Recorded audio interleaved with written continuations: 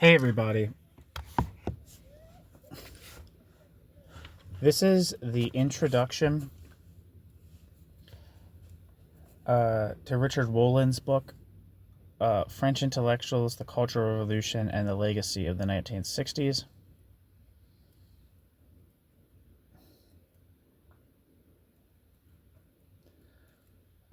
This book is from 2010, it looks like.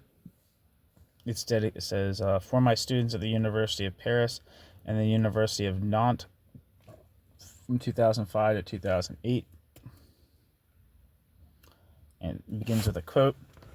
Quote, there are now two winds blowing in the world, the wind from the east and the wind from the west. According to the Chinese saying, either the wind from the east will triumph over the wind from the west, or the wind from the west will triumph over the wind from the east. In my opinion, the nature of the present situation is that the wind from the east has triumphed over the wind from the west. End quote. Mao Zedong.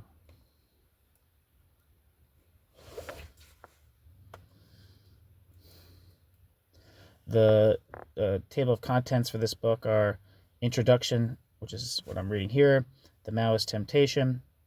Part 1 of the book is titled The Hour of Rebellion, with the headings 1, Showdown at Bruay-en-Artois. 2, France during the 1960s. 3, May 1968, the triumph of libidinal politics. 4, Who were the Maoists? Excursus, on the sectarian Maoism of Alain Badiou. Part 2 of the book is titled The Hour of the Intellectuals, with the headings, or the chapter, well, I don't know why I said headings before, this is the chapters. Chapter 5, Jean-Paul Sartre's Perfect Maoist Moment. Chapter 6, Quel in Cultural Political Hell. 7, Foucault and the Maoist Biopolitics and Engagement. And Chapter 8 is titled The Impossible Heritage, From Cultural Revolution to Associational Democracy.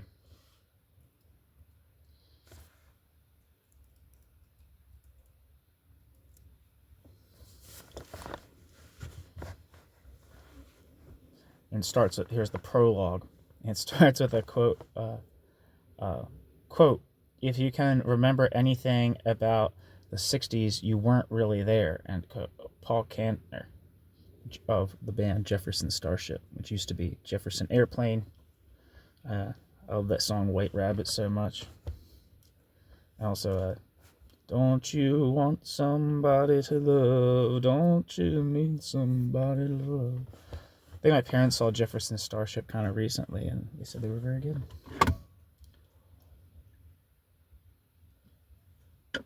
So here we go. According to an oft-cited maxim, all history is the history of the present. Try as they might, historians are incapable of abstracting from contemporary issues and concerns. In fact, were they to do so, their work would surely reek of antiquarian sterility. At best, historians can make their biases clear to ensure they do not exercise an overtly disfiguring influence on their presentations and findings. The, quote, presence of the past, end quote, is especially true of the 1960s. Analysts and commentators have heatedly debated their meaning and import, but nearly all agree that the decade was a watershed. Whatever their ultimate meaning, the 1960s were a caesura that signified the impossibility of returning to the status quo ante. Thus today the 1960s remain an inescapable rite of passage for those who seek to fathom the nature of the political present. First, their range and extent was genuinely international. In an age of instantaneous mass communication, virtually no corner of the globe could remain immune from their influence and legacy. Second, the decade's effects, rather than being confined to one specific manifestation or mode, were, to invoke French anthropologist Marcel Mauss, a, quote, total social phenomenon, end quote. The 1960s and their after effects influenced and left permanently transformed the realms of politics, society, fashion, art, and music. By the same token, it would be impossible to deny that the 1960s have also become historical. Thus, the decade has provided fertile ground for interpreters who are seeking to distill and comprehend the origins and bases of contemporary politics and society. Yet, as history, the 1960s, whose study threatens to metastasize into another academic growth industry, possess a temporality with a particular and profound bearing on the historical present. As such, as a culture and political cultural and political phenomenon, the decade remains a pivotal way station on the road towards comprehending who we are and what we would like to become. Hence, to contribute to the historicization of the 1960s is at the same time a method of coming to grips with the, quote, history of the present, end quote. Yet, I don't know why I said yet. According to one celebrated maxim, the 1960s were an interpretation, end quote, in search of a, quote, event. Indeed, a dizzying vortex of interpretation has emerged, seeking to fathom and clarify what transpired and why. Having both studied these events and lived through them as a youth, although admittedly many memories remain enshrouded in a Hendrix-esque, quote, purple haze.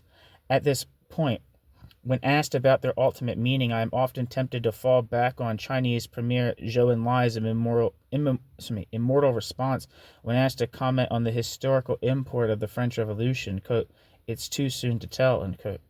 Yet, if pressed to define the, quote, rational kernel of the 1960s, I would say that it was quite simply the era that rediscovered the virtues of participatory politics. In the 1950s, the 1950s had witnessed the triumph of political technocracy. At the time, it had become an intellectual commonplace that government by elites, in most cases white male elites, was preferable to the perils and risks of popular participation. Political mobilization from below was viewed as irrational and untrustworthy, a prelude to totalitarianism in either its, quote, right or, quote, left variant. The 1950s were a decade when the so-called warfare state was ascendant, culminating in the debacle of Vietnam and kindred foreign policy disasters that often resulted in massive and abhorrent human rights violations. Sadly, in many cases, the promissory note on such violations remains past due. In the United States and elsewhere, the 1960s signified an attempt to wrest control of the, quote, political from elites, to counter the ills of, quote, technocratic liberalism, end quote, via recourse to logics of grassroots political engagement, and thereby to restore confidence in basic democratic norms. But the 1960s were also significantly the moment when the valence of the political itself underwent a significant transformation and expansion. Henceforth, politics no longer remained confined to the trappings and rituals of electioneering, registering to vote, canvassing, mass rallies, quote, sound bites, televised debates, and the culminating, frequently anticlimactic, solitary act of the secret ballot. Instead, politics was redefined to incorporate cultural politics. Politics began to include acts of self-transformation and the search for personal authenticity. Citizens realized, and here the American Civil Rights Movement stands out as Exhibit A, that they were not cut from the same mold. Politics became part and parcel of a new quest for personal identity, a quest that is also reflected in much of the literature of the period, for in the modern world identities no longer arise preformed and ready-made. Instead, they must be created, fashioned, and nurtured. This development helps to account for the new proximity between culture and politics. Today, culture has become one of the primary vehicles of political self-affirmation and group self-expression. Thus, one of the 1960s crucial legacies is the idea of cultural politics. The lesson we have learned is that the cultural is the political. As such, I consider this book, The Wind from the East, foremost a political book. It is not, or I hope it is not, an exercise in what Nietzsche excoriated as, quote, antiquarian history, end quote. Instead, it takes its methodological bearings from Walter Benjamin's recommendation that the historian, rather than seeking to portray the past, quote, as it really was, end quote, an untenable ideal in any event, quote, actualize, end quote, the epoch or event, with an eye toward its actuality or contemporary relevance. In Benjamin's view, this recommendation meant that the historian interprets the past, quote, in order to blast a specific era out of the homogeneous course of history, blasting a specific life out of the era, or a specific work out of the life work, end quote. Benjamin utilized the notions of Jetztzeit, or now time, as Benjamin's benchmark or criterion, which he associated with the theological idea of, quote, a messianic cessation of happening, end quote. As heirs to the spectacular failures of political messianism, our political criteria must conversely be immanent, secular, consensus-oriented, and democratic.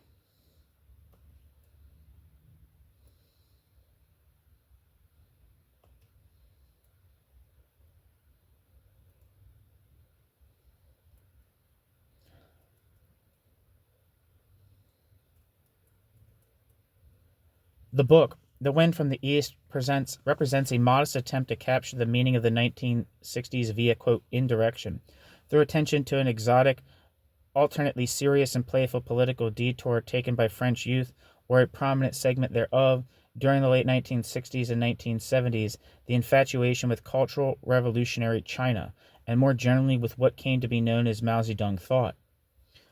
If you're curious, there's a very good documentary that I'll probably say a bunch of times in this book. There's a very good documentary about Simon Leys, or Simone Leys, who was a sinologist in in 60s France, who spent a lot of time in China as well. There's an anthropologist. He wrote a book that I have a few chapters on there called The Emperor's New Clothes, and where he kind of like exposed the kind of like the political machinations that kind of led to the Cultural Revolution, which he didn't characterize as some kind of like grassroots spontaneous movement against like the bureaucracy or against authoritarianism in favor of democracy, but rather an attempt by Mao, who had been kind of, they use the word like kicked upstairs, or like kind of like rendered like a figurehead, trying to get back into like a position of control over the PRC. I'm probably simplifying that thesis somewhat, but that's the general thrust of it. Any hooser, but it talks about. But the reason I found out about him was because was from reading Anselm Yappa's book. I actually had seen his name before this, but what I made me want to research him a bit more was Anselm Yappa's book and Guy Debord. Guy Debord was kind of like in the 1970s, like after the Society of the Spectacle period, was kind of like a guy who like who kind of like, I guess, like sought out books for a particular publisher to publish. And one of the books that this publisher published was Simone Leys' The Emperor's New Clothes. That being said, it's a great documentary. It's in French, and the auto dubs are a little wonky at points, but still good and watchable. Especially, and the quality of it is really good. The footage is really good, even if you couldn't understand a goddamn thing that was being said. But in that book, he talks about in that documentary, this is precisely what it's about. It's about him like kind of like producing this book with this kind of like libertarian press. Like it published like Orwell and like Bakunin. I think it published Ricci's Bureaucratization of the World and some other books, kind of from like a non-dogmatic left perspective. I guess you could largely say a democratic, or at least or libertarian segments of the left. That was who published his book, and how much hate it got, how he was kind of like incapable of kind of finding employment in France to some extent, because at least to some large extent because of this. And part of the things that one of the things they mentioned within that documentary, the whole documentary is kind of, or the second half is kind of about like this book's reception in France, in addition to like the content and like the biographical background of Simone Leys. They in addition to that, they talk about how deep the Mao phenomenon was in France, which extended beyond like formal Maoists, like extended to a certain extent to like even like certain theologians and shit like that, and just kind of like the cultural hype around Mao's China was like so thick, and it kind of, and from reading what I say, like, and that's why part of the reason I'm reading this book, it kind of like it was catastrophic for like the left. Obviously, it's like, Maoism being like a form of Stalinism, and anyone who followed the whole trajectory of China with any degree of seriousness would know that. If you were a Trotskyist, you would have known that, especially if you were of a critical Trotskyist variety. But it kind of imploded. Like when Maoism, because so many people's like introduction to radical politics was kind of, or at least like they were all caught up in this Mao fever, and then when it became more and more difficult to defend Maoism. Many people within the French left either like made like a reverse and became like Cold War liberals. Like I think like André Glucksmann and Bernard Henry Levy, I think that's their name. I think they were both like pretty like prominent Maoist activists in the 1960s, and then became kind of like Cold Warriors. But this kind of like you know, the obviously there was just kind of like the general decline, but there's also like this larger decline of the radical left in France, which kind of, I think, to a large extent led to the two current phenomenons of like either a lot of leftists becoming like those new philosophes that I mentioned, like Glucksmann or Bernard Levy. I can't remember how to pronounce their name. Is it like Henry Levy, Bernard Henry Levy, something like that? But also a movement of people like Foucault, for instance. And Foucault was already out of it, but like kind of like that became like the new thing in France. Like Marxism basically died to a certain extent, or like lost a lot of favor in like the intellectual climate of France after Maoism was discredited. Like it kind of like Marxism and radical left politics were kind of like so tied up to a large extent in this like very like feverish authoritarian version of Marxism. I don't know if you even call it Marxism. I mean, I wouldn't personally. I don't even think Mao ever read Capital. I think that's like a fact of history. So what his anyway, but yeah, this is like this book. What he's talking about here seems like a very is like he's talking about something that's like was like a big deal. It's not just like, oh, a couple quirky people. It's like, no, this is like a big phenomenon, and it seems kind of mad. And in that documentary, it definitely appears like pretty insane. Anyway, sorry, I'm going on for too long. I'm sitting in a car. I'm getting cold. Where am I at? The book, The Wind from the East, represents a modest attempt to capture the meaning of the 1960s via, quote, indirection, through attention to an exotic, alternately serious and playful political detour taken by French youth or a prominent segment thereof. During the late 1960s and 1970s, the infatuation with cultural revolutionary China, and more generally with what came to be known as Mao Zedong thought, the Maoist fascination began as a marginal phenomenon, but soon, and in ways unforeseeable to the actors themselves, it transformed into a general cultural political intoxication. A general cultural political intoxication. At a certain point, it seemed that l'étude Paris was in the grips of the Maoist contagion. By the time the dust had cleared, many of France's leading intellectuals, Michel Foucault, Jean-Paul Sartre, the Quel group, had been swept up in this giddy left-wing political vortex.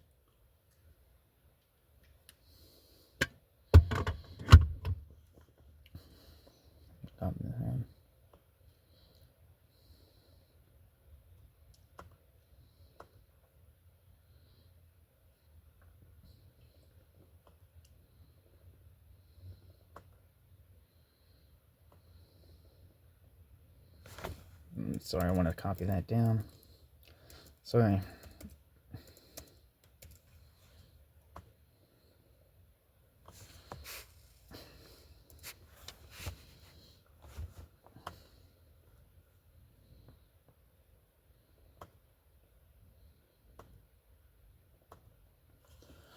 But importantly, as it ran its course, the Maoist phenomena underwent significant alterations and modifications.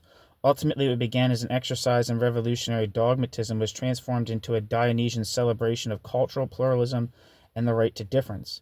At issue was a political learning process via which French youth cured itself of its infantile revolutionary longings in order to focus on more circumscribed tasks pertaining to the transformation of everyday life and the regeneration of civil society. I don't know if this is actually what he's referring to here, but Felix Vemhoyer, if you look at any of his work on the history of Maoism, his channel, Studying Mao's China or something like that, which is tremendous. I'm not sure exactly what his politics are, but he's definitely used the word state capitalism to describe Maoist China, and definitely doesn't have an apologetic tone. I mean, I think he has a little bit of a dispassionate tone, as like a historian would, but he's done talks with like the Rosa Luxemburg Foundation, and like is published in like Jungle World and shit like that. But he talks about how like, yeah, like a lot of the people that were interested in like Maoism kind of like moved into these kind of like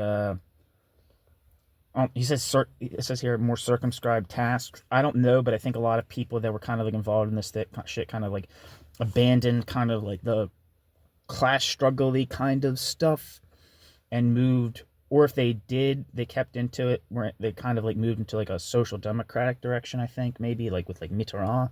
But definitely a lot of people, like just kind of globally, and especially in like and I think he's speaking of just in general, like a lot of people who were like Western Maoists kind of became interested in like particular issues, like issues-based politics. So like obviously they have more global import than this, but like feminist struggles, racism struggles, and like environmental struggles, like very particular like campaigny kind of stuff, as opposed to like kind of like a total revolutionary politics, which I think a lot of them abandoned.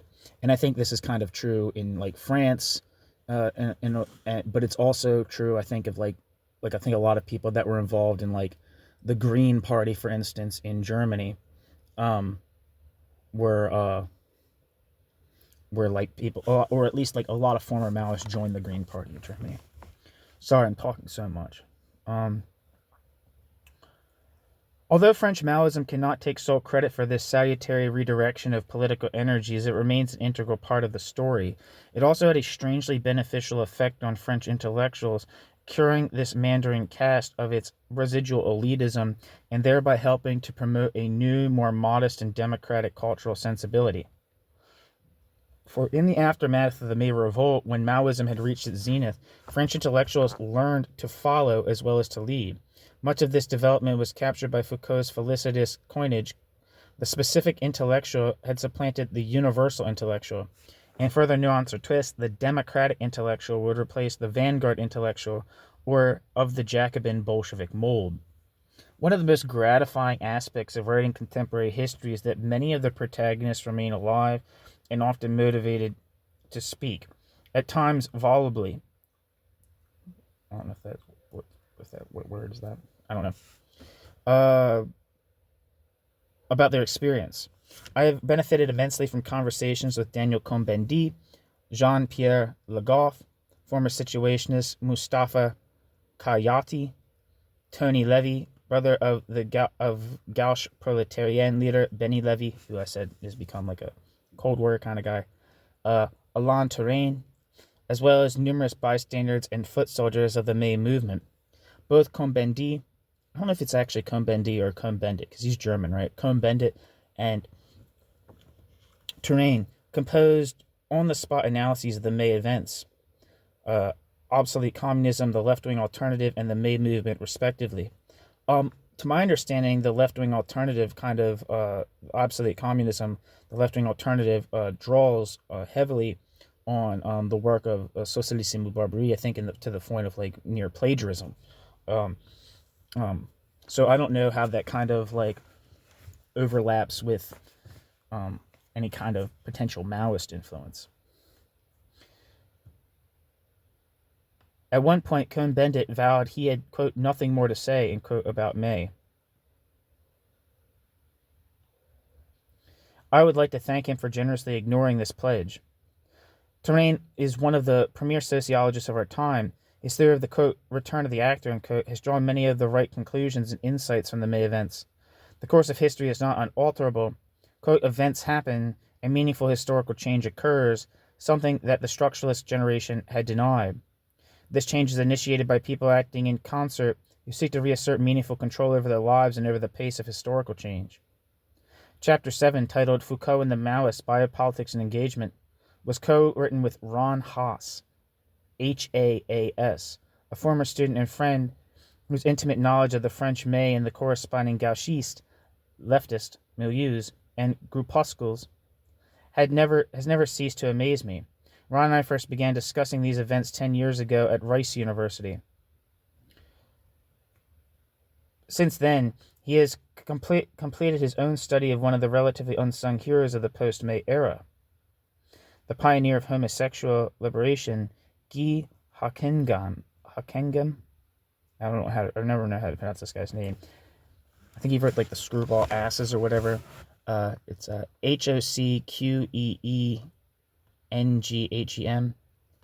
When published, Ron's study of Hockenghem will undoubtedly add much to our overall grasp of the era and its significance. During the last few years, I've had the privilege of teaching in France, where I had the opportunity to discuss the ideas contained in this book with numerous French students and colleagues. I'd like to thank my hosts, Professors Emmanuel Fay, University of Paris 10, Nanterre, Muriel Rouyer, University of Nantes, for their kind invitations and patiently enduring my unbeautiful American accented French. Professor Philippe Reynal of University of Paris 2 and the Institut Universitaire de France added some extremely valuable insights during the final stages of writing. I would also like to thank my friend Ed Berenson, director of New York University's Institute of French Studies, for inviting me to present a preliminary version of my argument at that wonderful haven of Francophone urbanity. I'd like to thank my colleagues at the Graduate Center of the City University of New York for their unfailing solidarity and sociability. In particular, I'd like to thank History Program Executive Director Josh Freeman and President Bill Kelly for their unstinting support and encouragement.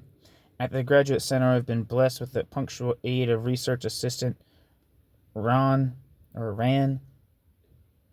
Zwigenberg and Scott Johnson. The New York Area Seminar in Intellectual and Cultural History, which I co-convened with my friend and colleague Jerry Seigel, has proved to be a constant and welcome source of intellectual stimulation. I would also like to acknowledge the assistance of my former student, Martin Wosner, for helpful comments on an earlier version of the manuscript. The revised version of the manuscript has benefited immeasurably from two very insightful anonymous readers' reports commissioned by Princeton University Press. Although at this point their identities have become somewhat less anonymous, I'd like to publicly acknowledge how perspicacious their remarks have proved.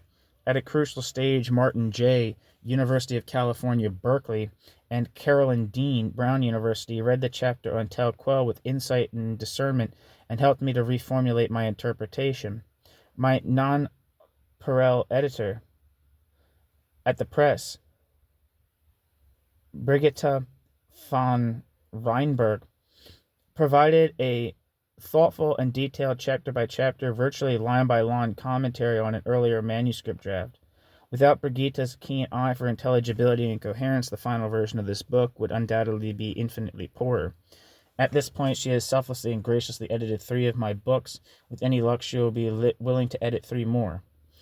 Last but not least, I would like to thank my wonderful children, Emma, Seth, and Ethan, for being who they are and for being so alive. ! New York City, January 2009.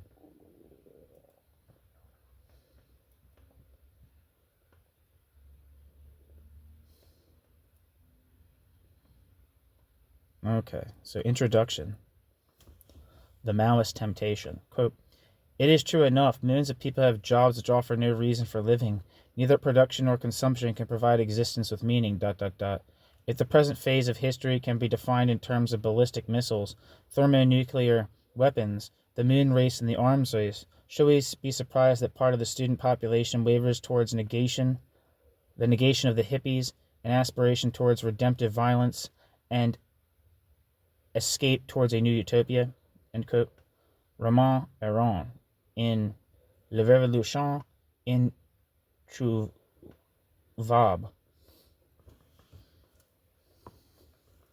I don't know if I'm pronouncing that right.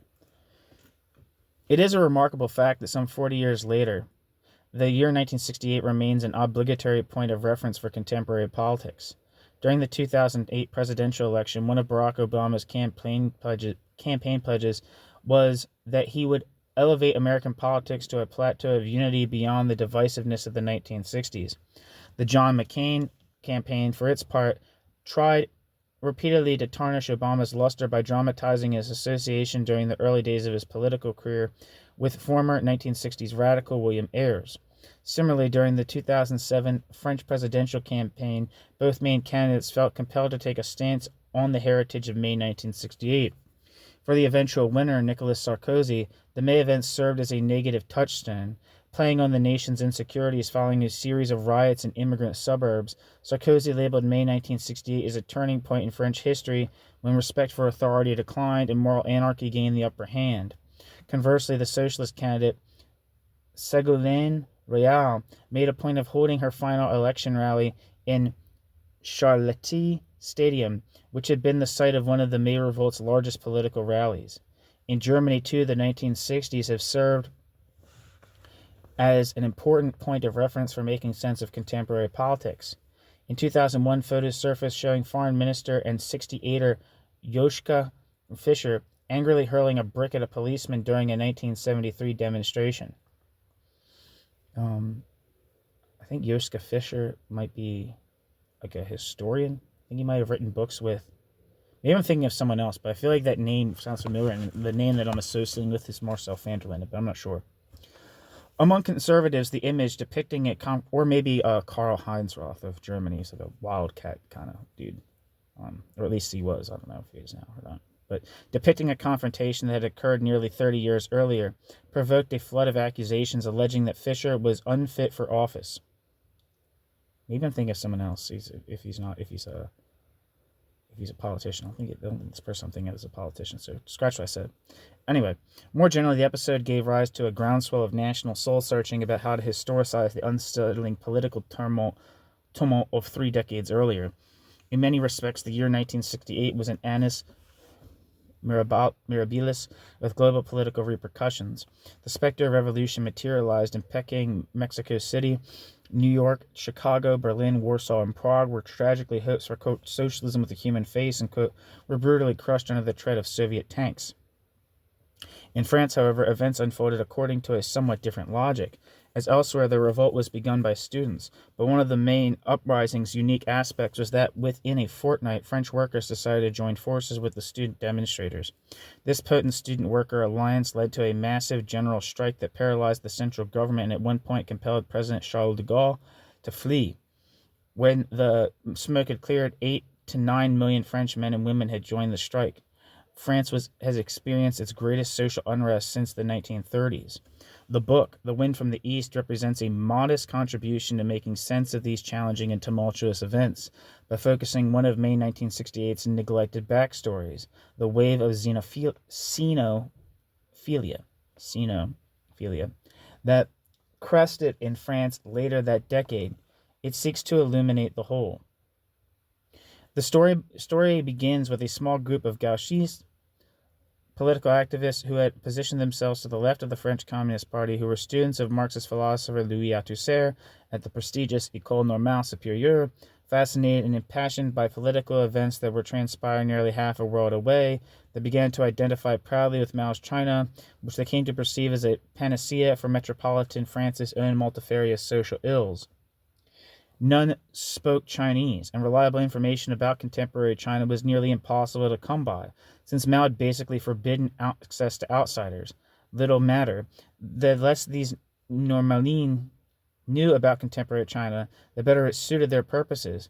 Cultural revolutionary China became a projection screen, a Rorschach test, for their innermost radical political hopes and fantasies, which in de Gaulle's France had been deprived of a real-world outlet.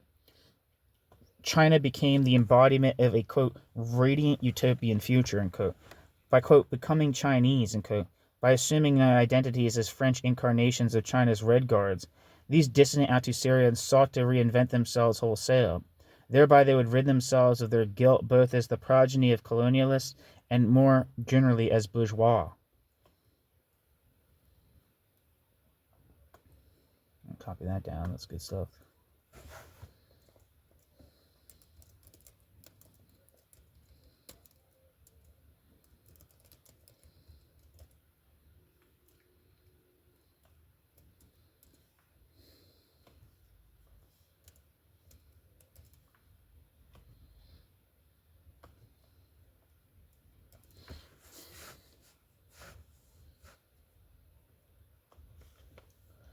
Increasingly, the quote, real China ceased to matter.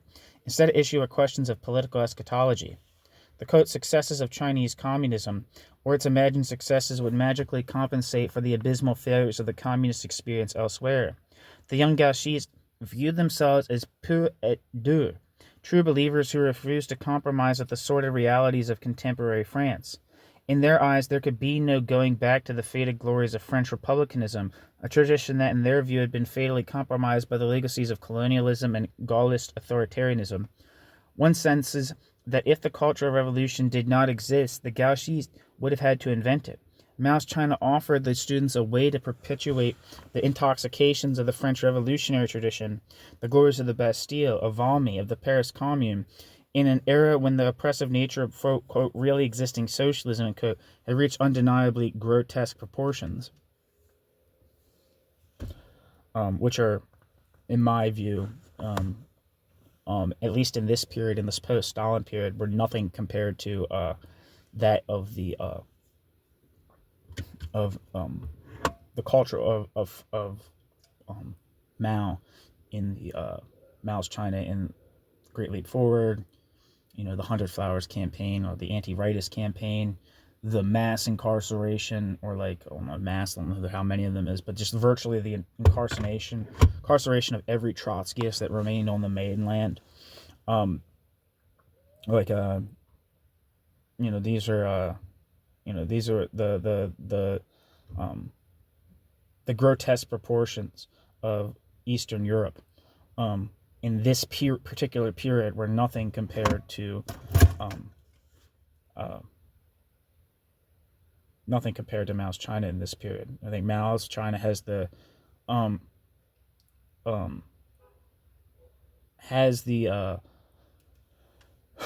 record of having killed the most people in its own country during peacetime. Also, and this is kind of always the weird thing, is this kind of pseudo anti-Stalinist posturing of Maoism, right? The Maoism constituted what Maoism was as a distinct transition was in response to the reason that it even became a Maoist movement was due to the fact of the Sino-Soviet split in the early 1960s.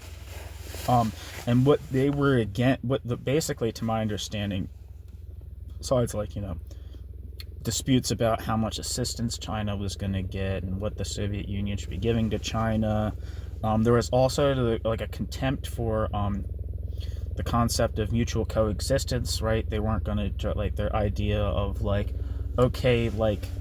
with both of us armed with nuclear weapons, it would be a terrible thing it wouldn't be a great thing, despite obviously the conflicts of the Cold War and obviously the proxy wars and all that, for there to be an armed conflict between the Soviet Union as a whole and the Eastern Bloc as a whole and the Western camp, right? And Mao's fundamentally rejected that. You can find quotes from Mao saying not to the effect, but actually saying oh yeah, so many people would die in a nuclear war, but obviously at the end of it there would be communism, so it would be worth it automatically. And so what the Maoism was fundamentally opposing was Khrushchevism, which entailed all kinds of things, but the thaw. They were Mao.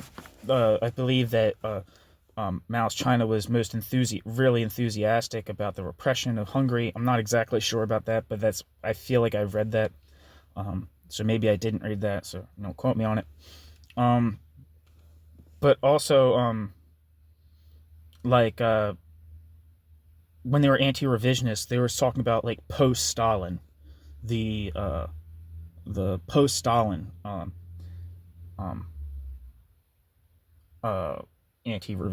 revisionism, so-called revisionism.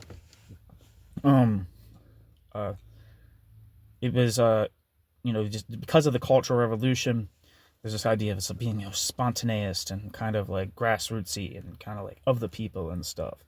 And there's definitely a populist movement in Maoism, but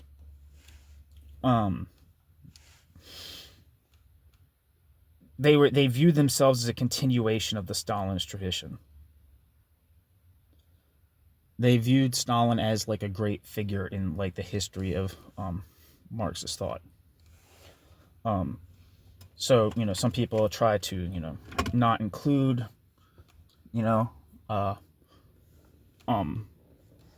not include Stalin in their their portrait flags, but historically it has very much been there.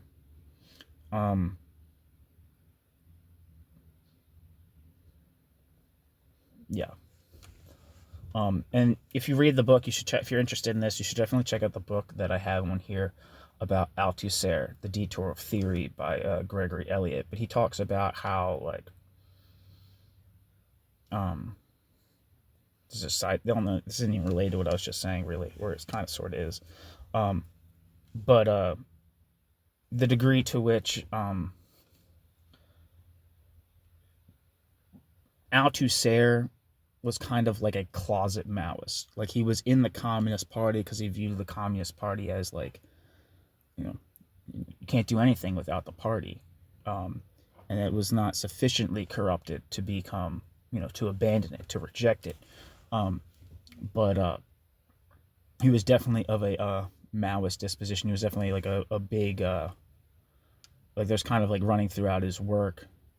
There's kind of like him repeating things that are coming straight out of or more or less repeating things or making statements that would have been quite compatible with things coming out of Peking. And also, he kind of, although he's known for, to my understanding at least from that book, I gather that he's known for mostly, being a structuralist Marxist, but then by the end of the 1960s is talking about class struggle being kind of the fundamental thing. So kind of following the kind of voluntarist turn that I think is most manifest in the Cultural Revolution. But but yeah, that's just a side note. But yeah, there's definitely there's an irony of being disappointed with really existing socialism for anything promoting humanitarian or socialist or whatever reasons, and yeah, there's a contradiction between having what am I saying? I'm farting out the mouth. Basically, what I was trying to say in my initial break from reading the text was that it's kind of like a sick joke to be I'm so horrified that about Poland or I don't know, Hungary or Czechoslovakia prior to the invasion. I'm just so sick to my stomach about it, so I'm going to be a Maoist instead. Maoism is is an iteration of Stalinism with kind of more voluntarist theoretical foundations and spirit. Definitely less second internationalist, I would say, in terms of its conception of its philosophical or its dispositions, its philosophical dispositions. But anyway, check out Lauren Goldner's work on this. Check out, yeah. Anyway, sorry. The French Communist Party took pleasure in belittling the Maoists, owing to their small numbers as a groupuscle, a little group. Were it not for the political maladroitness of the Pompidou government, which in the spring of 1970 abruptly arrested the Maoist leaders and banned their newspaper, their story, when set against the overall tapestry of the May events, would probably rate a minor footnote. But owing to the authorities' heavy-handedness, overnight the unheralded Maoist became a cause célèbre. None other than Jean-Paul Sartre took over the Maoist newspaper in defiance of the government's arbitrary and brutal political sweep. At one point, Rolling Stones frontman Mick Jagger interrupted a concert at the Palais des Sports.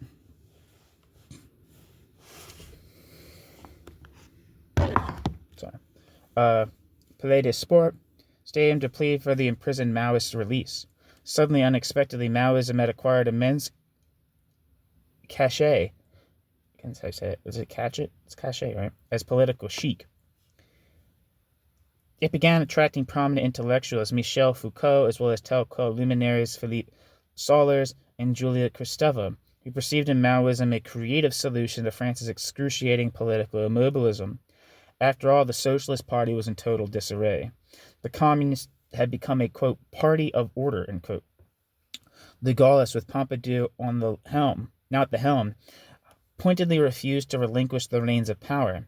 Yet here was a left-wing groupuscle active in the Latin Quarter that in many respects had become the heir of May 1968's emancipatory quest. As a result of the May events and their contact with the Maoists, French intellectuals bade adieu to the Jacobin Leninist authoritarian political model of which they had been formerly so enamored. What are you talking about? They ceased behaving like mandarins and internalized the virtues of democratic humility. In May's aftermath, they attuned themselves to new forms and modes of social struggle. Their post-May awareness concerning the injustices of top-down politics alerted them to the virtues of, quote, society, and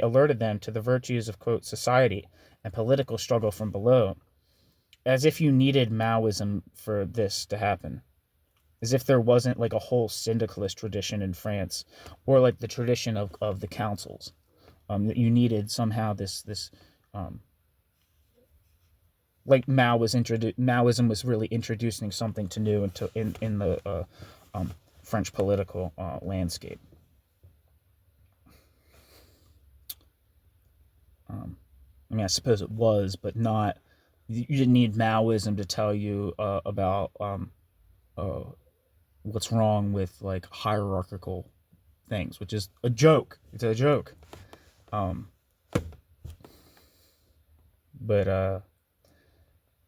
like there's the anarchist tradition, not to mention the Trotskyist tradition in France as well, that could have been meant something, but it didn't. I guess could have presented a more democratic alternative to Stalinism. But this idea of them like Maoism being some kind of departure from Jacobinism is it's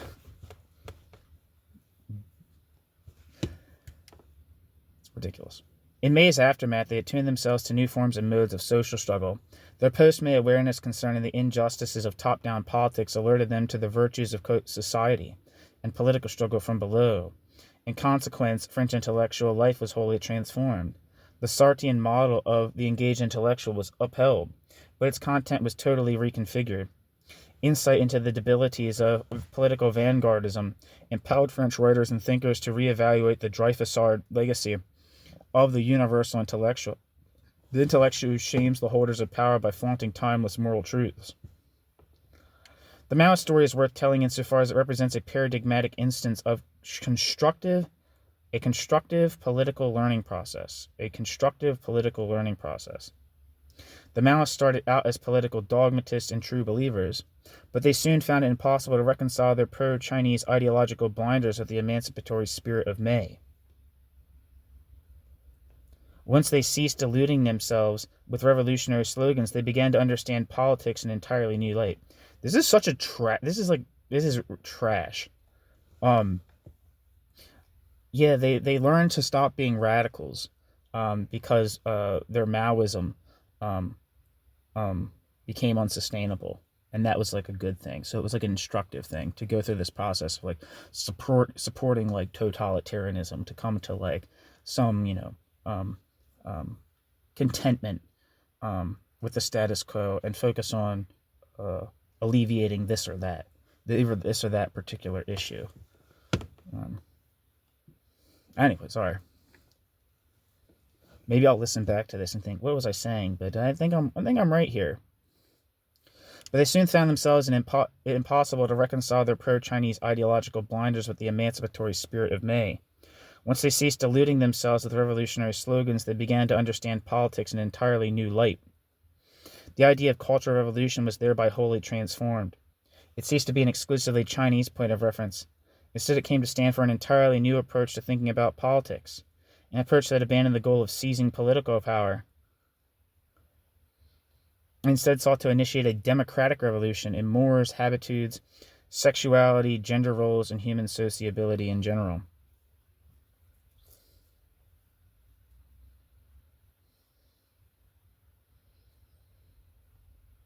Ultimately, the gauchistes came to realize that human rights and values of libertarian socialism Ultimately, the gauchistes came to realize that human rights and the values of libertarian socialism, rather than operating at cross purposes, were complementary. It was the French, after all, who back in 1789 had invented the rights of man and citizen. Under the more contemporary guise of human rights, it was this legacy they would now return. This is such a confused idea here. What libertarian socialism is he talking about? If by any meaningful sense of that term that refers to the anarchist and council communist and traditions, that's what that refers to. If it refers to anything, it refers to syndicalism. It refers to, I don't know, anarchist communism, which did have actually was probably one of the biggest France having probably one of the biggest post-war anarchist traditions of all. This kind of like, and also like this notion of like the values, human rights, and the values of libertarian socialism, rather than operating at cross purposes, were complementary. It's like, for one, what libertarian socialist are these people supposed to be? And then also, like, was libertarian socialism ever opposed to human rights? Like, that's one of the reasons why it's libertarian, is because it has a respect for individuals to not have to totally subordinate themselves to a kind of bland collectivist whole. Right? That's kind of like the idea, like if you think of like Bakunin, right? There's some quote from Bakunin which like, socialism without freedom is fucking despotism, and freedom without socialism is barbarity, or something like that.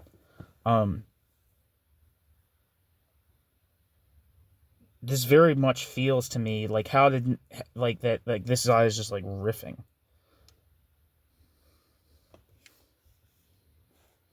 And also, I think that the people that were libertarian socialists at the time, I mean, maybe I'll be wrong, like Daniel Cohn-Bendit, like, I don't know actually what his politics are in this period to like any like real significant extent.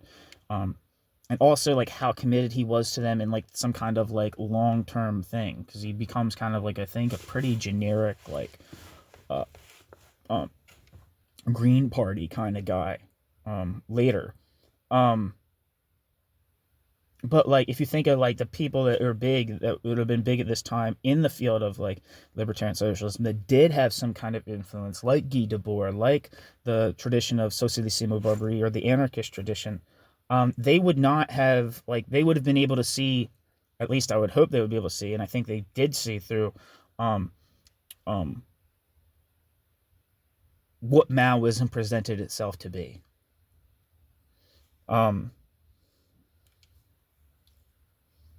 And I don't like this use of the word like gauchiste. I mean, maybe that has a more specific term than what I'm reading here.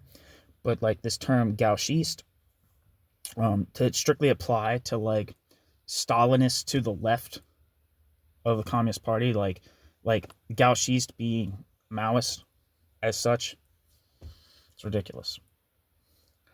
But it's actually funny reading this in kind of contrast to, I don't know if it's contrast, but this kind of, I was reading something like the other day, Timothy Scott Brown's book on Germany in the 60s, and he refers to the entirety of the 60s from like, I don't know, like 66 or 67 to like the late 70s as the anti-authoritarian revolt, which is infinitely too simple.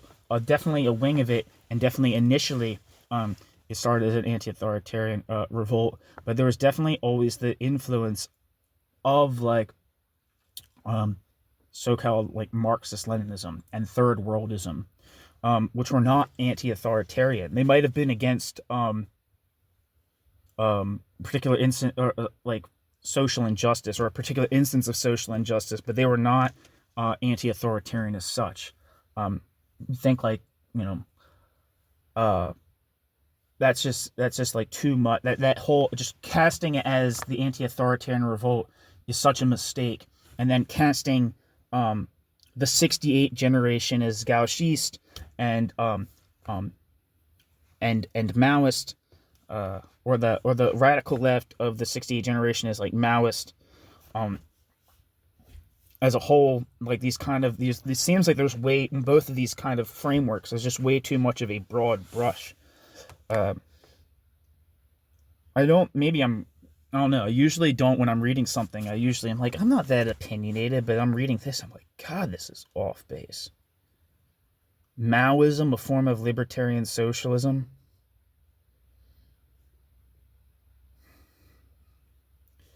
I don't know, man. This is some weird shit. I mean, I think I'm going to get a lot of reading out of this piece because it's going to have a lot of like empirical detail about who was where, who did what, and so on. But this historiography of it is like, I'm already like, oh, come on. But I didn't realize I was quite so opinionated about the '60s as I am.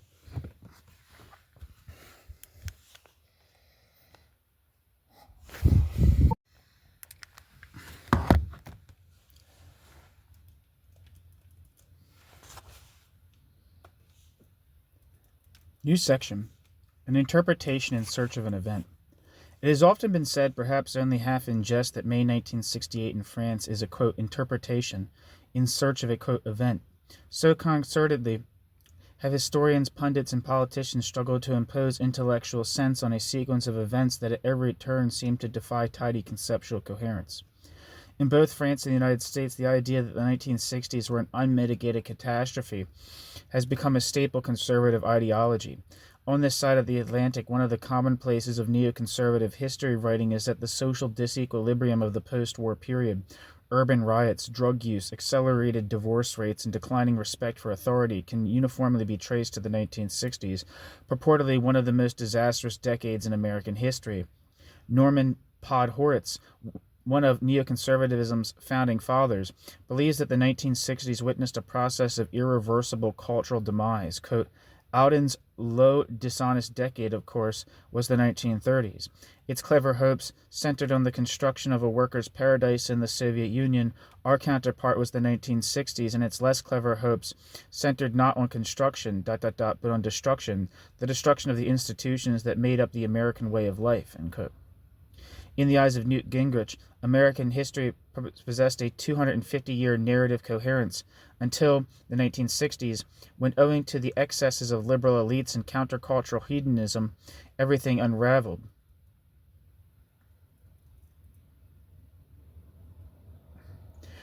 Straussian political philosopher Alain Bloom takes this argument a step further, suggesting that the New Left was, in essence, Hitler Youth redivivus. Quote, history always repeats itself, end quote, observes Bloom. Quote, the American university of the 1960s was experiencing the same dismantling of the structure of rational inquiry as had the German university in the 1930s, end quote. Bloom's account offers us disturbing images of universities besieged by violence-prone African-American student groups. Typically, the liberal university administration spinelessly kowtows to their demands. The mass of students, like sheep or lemmings, spurred by irrational partisanship, simply go along for the ride. Meanwhile, the knowledgeable elite, Bloom and his compadres, possessing, quote, right reason, are marginalized and shunned. Like the protagonist of Plato's cave allegory, they have seen the light. They alone know where truth really lies. But the hoi polloi, blinded by passion, refuse to heed their counsel. However, when it comes to assessing the violence and depredations of the forces of order, Bloom's book is curiously silent. Bloom's account conveniently abstracts from the excesses of the times, pervasive racism, the unresponsiveness of political elites, urban decay predominantly affecting minorities and the underclass, and last but not least, an unjust war fought by palpably immoral means, napalm, indiscriminate aerial bombardments, and ruthless search and destroy missions.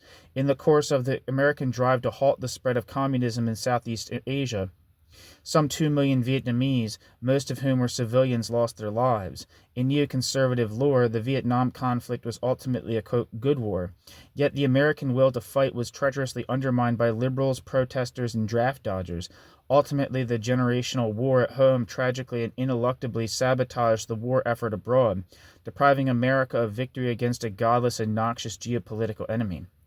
If one sees the neoconservative, quote, conventional wisdom, and quote, about the 1960s generation and stood it on its head, one would probably be much closer to the truth. Instead of being the fount of a proliferating immorality, the 1960s generation was in fact singularly moral. For many activists, the imperatives of social justice became an obsession, and, quote, living in truth, and, quote, a veritable credo. The neocon brotherhood overlooked the fact that it required profound wellsprings of civil courage to become a freedom rider in the Jim Crow South, to risk arrest for the sake of free speech or freedom of assembly, to demonstrate against an immoral war, to burn one's draft card as an act of conscience, and to voluntarily emigrate rather than kill innocent civilians, as the armed forces often require. New section, a breakdown of civilization, ? In France, rancor vis-a-vis the 1968 generation and its legacy has been equally widespread. As the May events reached their zenith, President Charles de Gaulle set the tone, lamenting, quote, reform yes, sheer disorder no, end quote. In the general's view, the student activists had set forth no discernible political goals. They had provoked an eruption of pure anarchy. The forces of order had completely lost control of the situation, resulting in a, quote, breakdown of civilization that only a draconian restoration of political authority could remedy. Among Gaullists, the idea of a global, quote, crisis of civilization gained popularity. In this view, it was not de Gaulle's trademark autocratic leadership that was to blame. Instead, France was the unfortunate victim of a more general planetary disorder. The rate of technological advance, the pace of, quote, modernization, had accelerated beyond citizens' capacities to adjust morally and psychologically. These adaptational difficulties resulted in various forms of anomic behavior, riots, protests, rebellion, and generalized social unrest. De Gaulle rued the unwillingness of French youth to embrace the blandishments of modern consumer society, but he also harbored fears that a more general, quote, mechanization of life had taken hold, in which the individual could not escape being crushed. The most influential conservative interpretation of the May Revolt was set forth by the doyen of the French right, Raymond Aron, in a series of articles written for Le Figaro as the events unfolded. Aron, with characteristic insight, depicted the student uprising as a, quote, psychodrama, a, quote, quasi-revolution. Aron's detractors have assumed that he sought to trivialize the May uprising as a rebellion among disaffected and maladjusted youth. Instead of taking the students' political demands seriously, he purportedly sought to shift the discussion to the, quote, clinical plane of adolescent social psychology.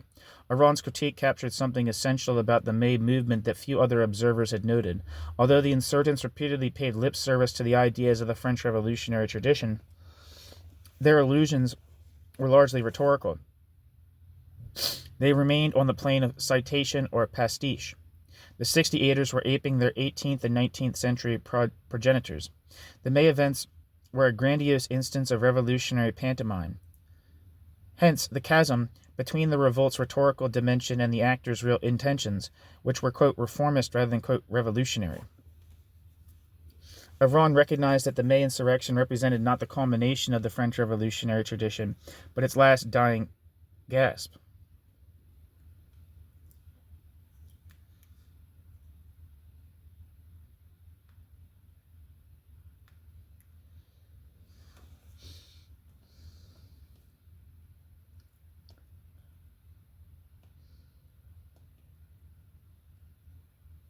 I'm not sure what's being said here. Is he saying that, like, the intentions of 68 were simply reformist?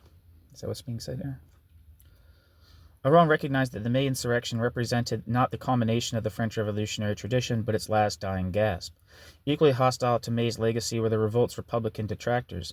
Among Republicans, the May movement signified the moment when French youth relinquished respect for authority in favor of a self-indulgent hedonism.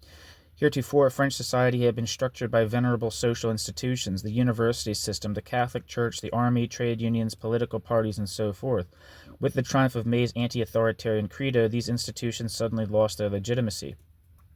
The May Revolt accelerated France's transformation into a centrifugally fragmented atomistic society, a polity of self-absorbed narcissistic individuals.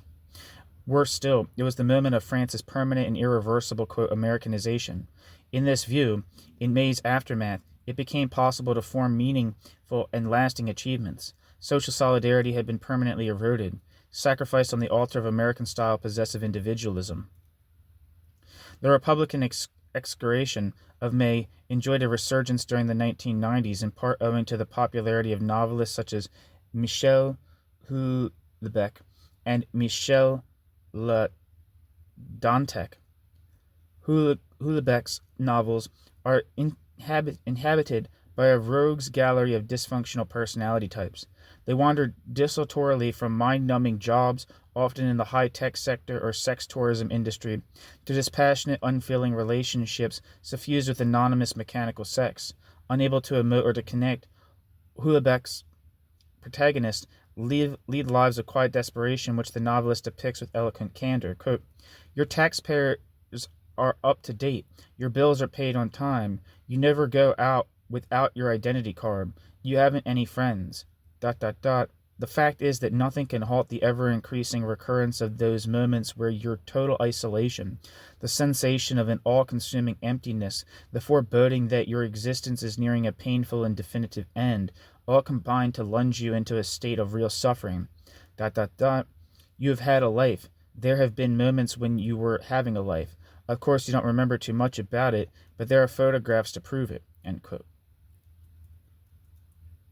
Houellebecq. I don't know if it's Houellebecq or Houellebecq, or if I'm pronouncing that at all, but it's just to say, I've seen this name before, but I don't know it. Houellebecq.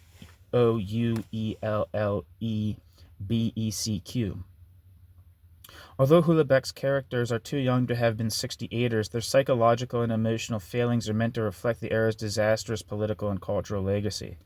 Undoubtedly, one of the May Revolt's immediate repercussions was to significantly raise the bar of utopian political expectations. Leftists were convinced that a, quote, radiant utopian future, end quote, was only months away, and that the lifespan of de Gaulle's imperious Fifth Republic was distinctly limited. Soon the imagination would accede to power, as the well-known May slogan, quote, "L'imagination au pouvoir," which I think is all power to the imagination or something like that, had prophesied. French society did change radically in the May uprising's aftermath, although undoubtedly the transformation was not as far-reaching or thoroughgoing as many former 68ers had hoped. The changes were much more subtle and long-term, more evolutionary than revolutionary.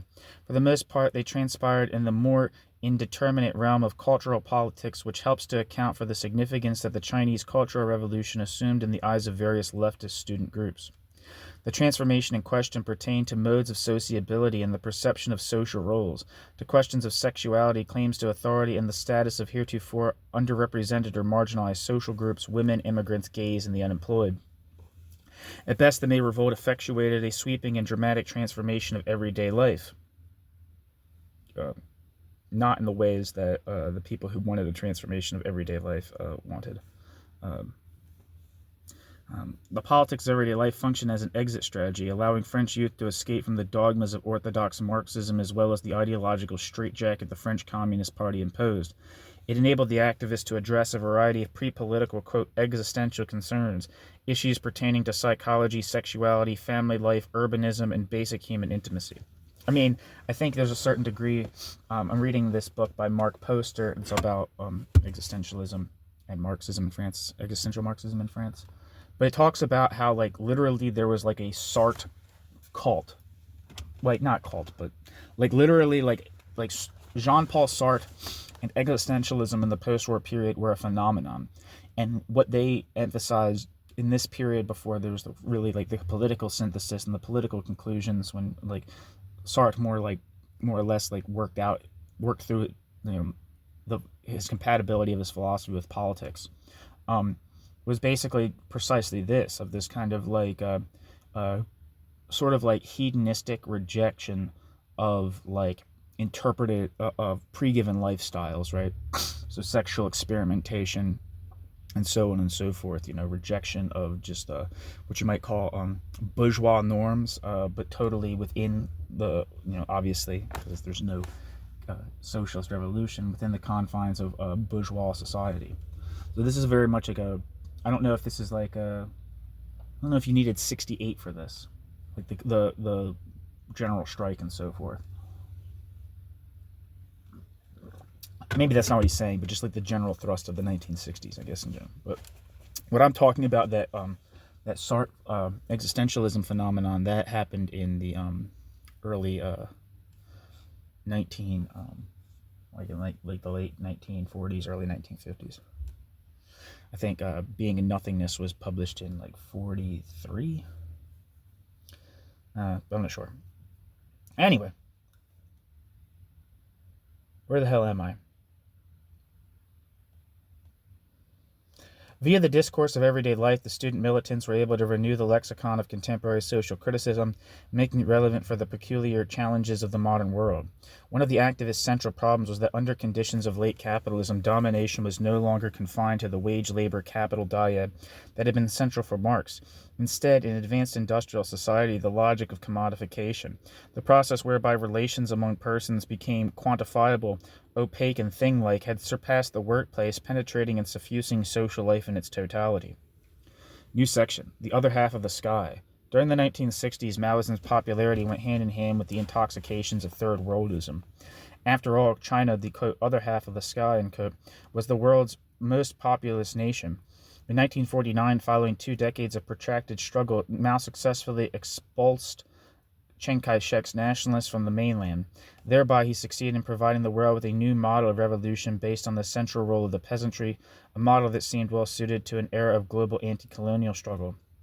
Soon, the attractions of Chinese, quote, peasant communism, end quote, were amplified through Castro's seizure of power in Cuba and Vietnam's heroic efforts to throw off the yoke of American imperialism.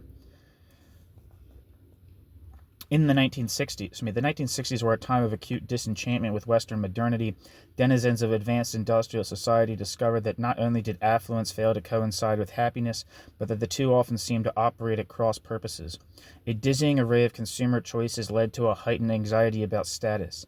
By defining themselves through their purchasing capacity, Westerners had lost sight of human essentials, family, friendship, and an ability to enjoy oneself apart from the prefabricated amusements of the so-called culture industry. In a 1968 speech, presidential candidate Robert Kennedy eloquently encapsulated the widespread and deep-seated generational discontent. Quote, "We will find neither national purpose nor personal satisfaction in a mere continuation of economic progress, in an endless amassing of worldly goods. We cannot measure national spirit by the Dow Jones average, nor national achievement by the gross national product. For the gross national product includes air pollution and ambulances to clear out highways from carnage. The gross national product includes the destruction of the redwoods and the death of Lake Superior. It goes with the production of napalm and missiles and nuclear warheads. It includes the broadcasting of television programs which glorify violence to sell goods to our children.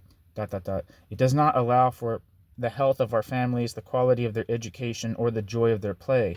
It is indifferent to the decency of our factories and the safety of our streets alike. It measures everything, in short, except which makes life worthwhile." Robert Kennedy. Journalists, scholars, and intellectuals wondered aloud whether the Chinese approach to industrialization might be a viable path to modernization, one that might circumvent the upsets and dislocations of the predominant Western models. Upsets and dislocations is what characterized both Chinese and Russian Stalinist industrialization drives. Chinese socialism thus doubled as a projection screen for disillusioned Westerners of all political persuasions and inclinations. Beginning with the Sino-Soviet rift in the early 1960s, Mao tried to wrest the banner of revolutionism from Russia. Soviets were derided as, quote, social imperialists and quote, revisionists, a regime more interested in furthering its own geopolitical aims than in advancing the ends of world evolution. And this is just the contradictory, self-servingness of the Mao regime, is that, right? That's one of the main critiques was that of that they put forward to the international left, was that what is wrong with the Soviet Union is precisely this kind of peaceful coexistence theory, and so on and so forth. And the social imperialist thing is a joke because the Chinese Communist Party very much celebrated the crushing of the Hungarian revolt. So if there's any instance of Russian imperialism, it would be the crushing of this series of revolts, right? The in Poland, Czechoslovakia, East Germany, and so on and so forth. Those would have been, like, to my view, like the most clear examples of post-Stalin, at least, Soviet imperialism.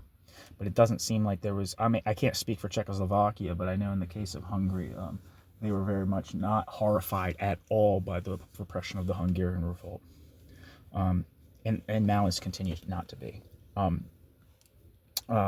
Yeah, and also, this whole image of, like, the pure. This is one of the things that leads to kind of like Maoism's decline to a large extent, is, to my understanding at least. So I'm not an expert on Maoism. I'm talking like I'm an expert, but I'm not. But to my understanding, one of the first things that, just to take the American example, right? There's kind of I can't even remember the name because it's, like, so generic, but, like, the first group, right, the Progressive Labor Party. I always was under the assumption that people broke with China when, after the prosecution of the Gang of Four and the rise of Deng Xiaoping to leadership of the PRC. It's when, like, a lot of Maoists broke with it, but that's not precisely true. Some did, like, so I think it's like, what's it, whatever they call it, like the new communist movement, like, what's it, the Revolutionary Communist Party, like Bob Avakian and those types, they broke with China in the Deng period. But the Progressive Labor Party, which was like the first Maoist group that came out in a way that a lot of, like, there was, like, kind of like two Maoisms, or, like, kind of like two related Maoisms that came out. There was the Progressive Labor Party, which was, like, first, and then there was kind of a group that kind of more came out of like the student movement, and that's what, like, the Revolutionary Communist Party or whatever, the Bob Avakian Party. I can't remember the name precisely. But the Progressive Labor Party broke with China due to, prior to the Revolutionary Communist Party, on the grounds of Chinese rapprochement with the United States, right? So after this horrific, after criticizing the Soviet Union, I think I'm not expert on that on the Vietnam War, but I think we're, like, the main, like, assistance to Vietnam. And I think Vietnam, and people criticize Vietnam, and that's part of the basis for the conflict between Vietnam and Cambodia, is that Vietnam was more Soviet aligned, like Cuba was, and whereas Cambodia, Pol Pot's Cambodia, was of Maoist character. But, like, after the so they gave so much money, they gave, like, funding to the or, like, I think they were the main assistant of the Vietnamese on an international level. It was a proxy. It was definitely much like a proxy war. It wasn't just the United States versus Vietnam. It was Vietnam. It was kind of like the United States versus the Soviet Union in Vietnam. Any hooser. So after this, like, horrible war, which was, littered with, like, war crimes and atrocities, for like, very much clearly geopolitical advantage, it was not necessary at all. After this horrific war, the United States has just done, China comes to alliance with the United States, opens its, the famous Nixon visit, and that is fundamentally what made the Progressive Labor Party turn away from the PRC. So they turned away while Mao was still alive, which is interesting. But it's just kind of like, what I'm trying to say here is that this is like, I beg people not to take what Maoists or the Mao regime are saying about the Soviet Union as anything other than, like, just outright hypocrisy, right? And I think people within the Maoist movement, at least with regard in the United States, the Progressive Labor Party, they saw that, they recognized this hypocrisy. And it basically that was, and I think that like it's interesting too because there's a very interesting dynamic that I'm not really sure how to like pinpoint within Maoism. Is that, with this rhetoric of social imperialism and this critique of Soviet oh shit, 1 second.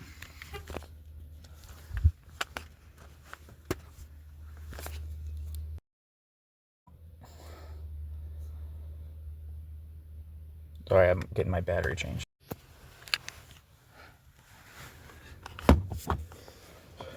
Perhaps you're grateful that that brought an abrupt end to my ravings. But yeah, I had to. I've been reading in my car, and twice now I've forgotten to turn my headlight off, and it fucking crapped out on me.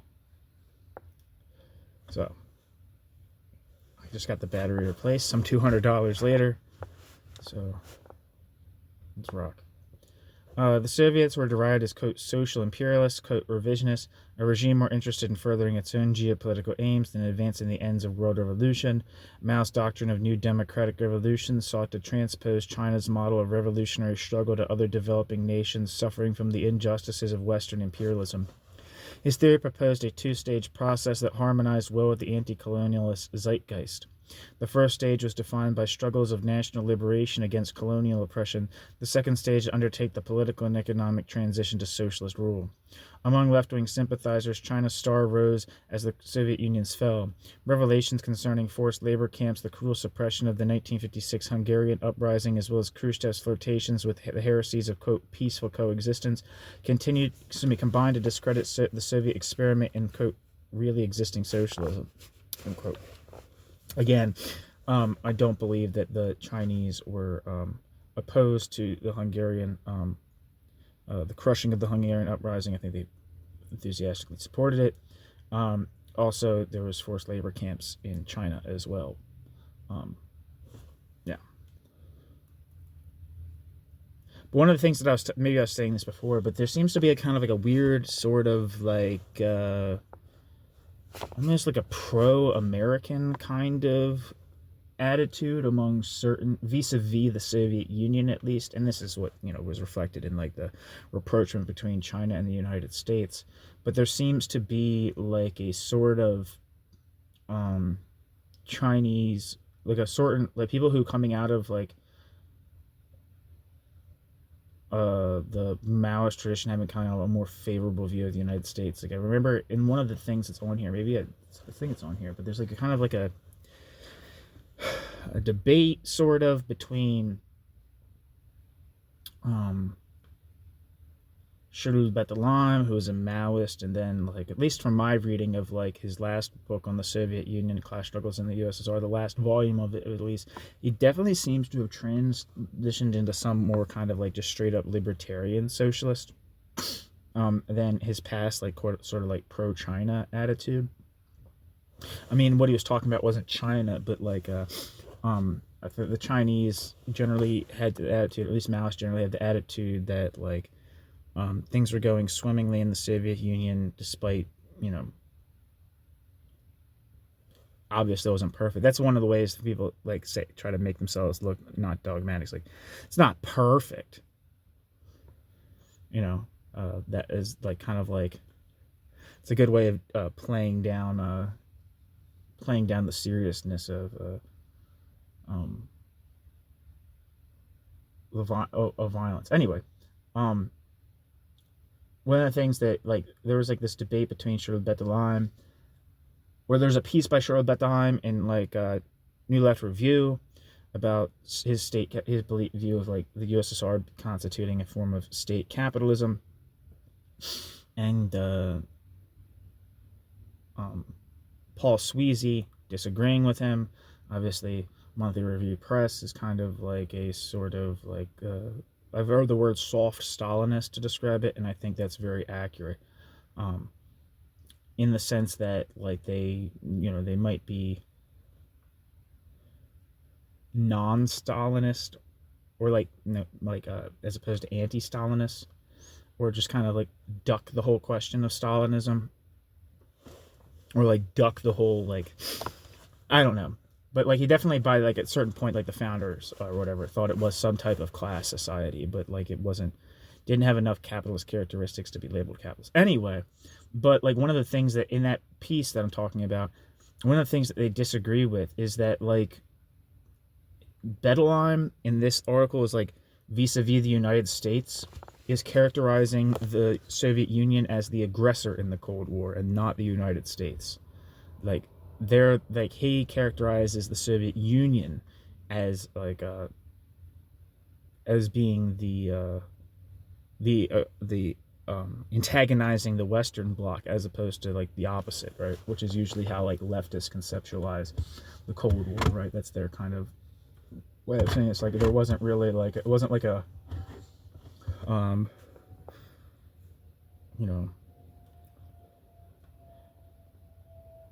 it wasn't the overall situation that was wrong. It was the one actor within that overall situation that was wrong. Anyway, but there seems to be some of that too. Like I think some of the people that came out of like, what you might call like the non-dogmatic left have some kind of genesis in like Germany and shit. I think have some kind of genesis in Maoism, like, or like the K groups, the various K groups that came into existence, which usually had some kind of self-understanding of themselves as Marxist-Leninist or something like that. But like, and I'm not sure about that. I'm not exactly sure about that. But they definitely, they're more being more critical of anti-Americanism might have something to do with genesis in this certain kind of like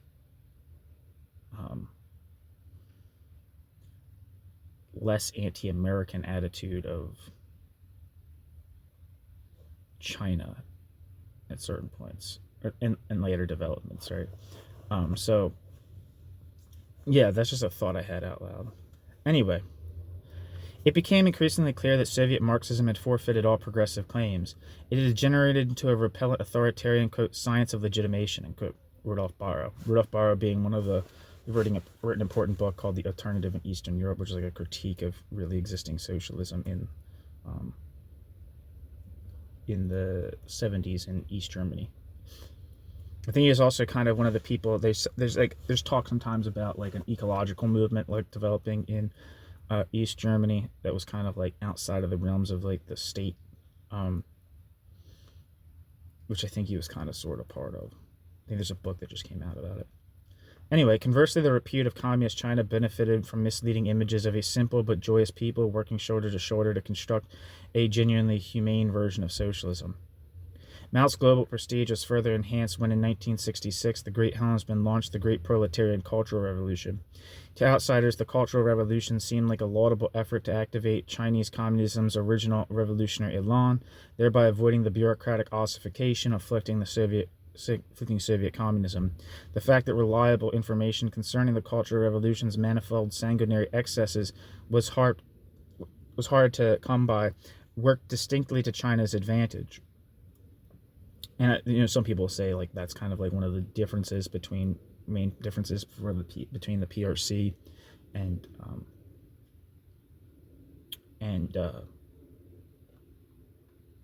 like the Soviet Union is that the Soviet Union never had something comparable to the Cultural Revolution in terms of like one fragment of the bureaucracy appealing to the grassroots to like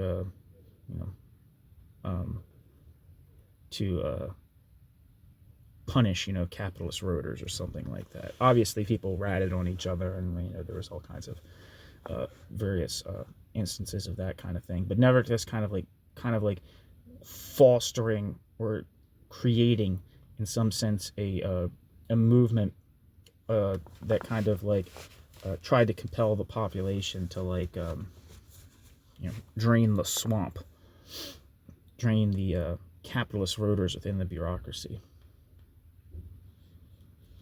And there's a degree to what's a capitalist roader. I kind of got the impression, and this might just be an impression that's false, But I got the impression that a capitalist writer were those that cautioned Mao against like his, utopian. I don't like the word utopian, but his kind of just like ultra voluntarist developmentalism. I think that people that were like more like saying like, I think like a lot of like, obviously there was like a lot of like technical advisors and shit in China in the 1950s and so on from the Soviet Union that kind of had an experience with the kind of like brutal industrialization or like the like brutal industrialization of the first 5-year plans and the human cost of it, which I mean, I don't know, but I think they kind of like cautioned against it, and they definitely would have been more cautious against it probably in the period of the thaw. But it seems like I've gotten the impression from things that I've read that part of like what he was kind of like what he was kind of opposing when he talked about these capitalist orders was people that were kind of had a more like cautious technocratic approach, as opposed to like these kind of like grandiose revolution from above with unaccomplishable targets that cause mass starvation. Yeah. That seems like people who are just like, yeah, let's not do that. Let's not have a repeat of the first 2 5-year plans, which were abysmal.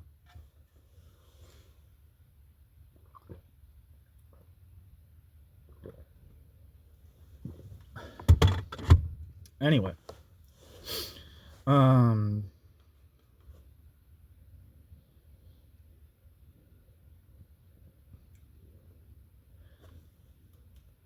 the hell am I?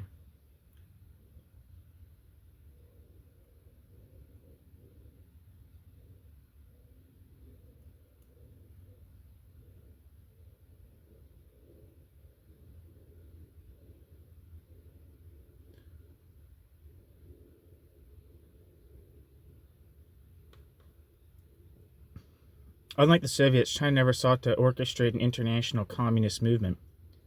While the experience of the Comintern dissolved in 1943, the Russians had too much of a head start.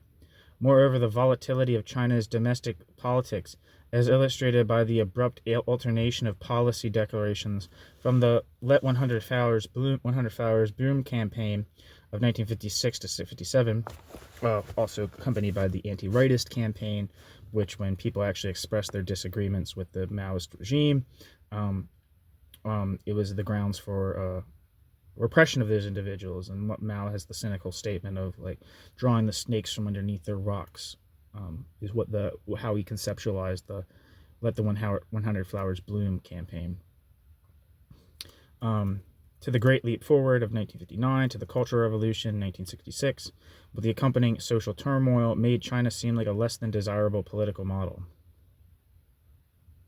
There is something. They didn't have an international, but there is like, how I was saying before, just immediately before, the space about Robert J. Alexander is about Maoism in the developed world, which is, for my research purposes, is mostly what I'm interested in. He talks about how like there was certain like it's like the Peking or Beijing franchise, like the Chinese didn't try to have like an international of some kind, but they did have parties that they recognized as within like various national parties that they did recognize as like more or less as like their guys, right? And then obviously, that kind of all comes to an end with the various splits, right? A lot of people kind of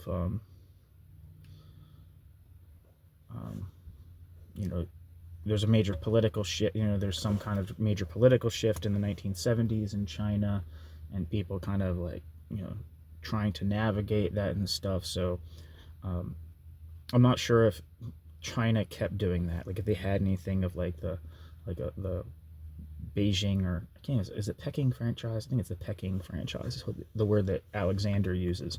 But yeah, there is like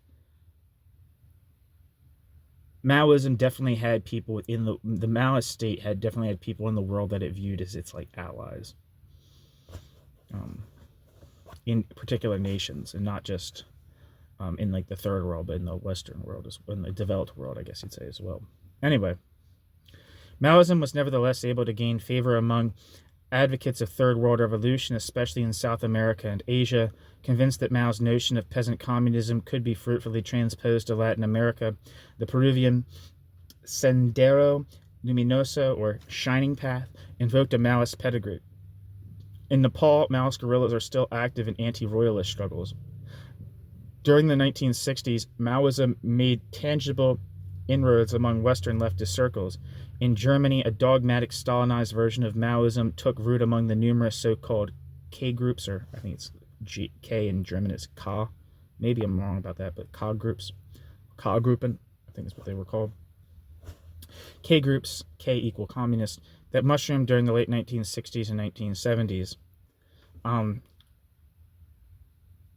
Yeah, I don't know what he's saying about these, saying Stalinized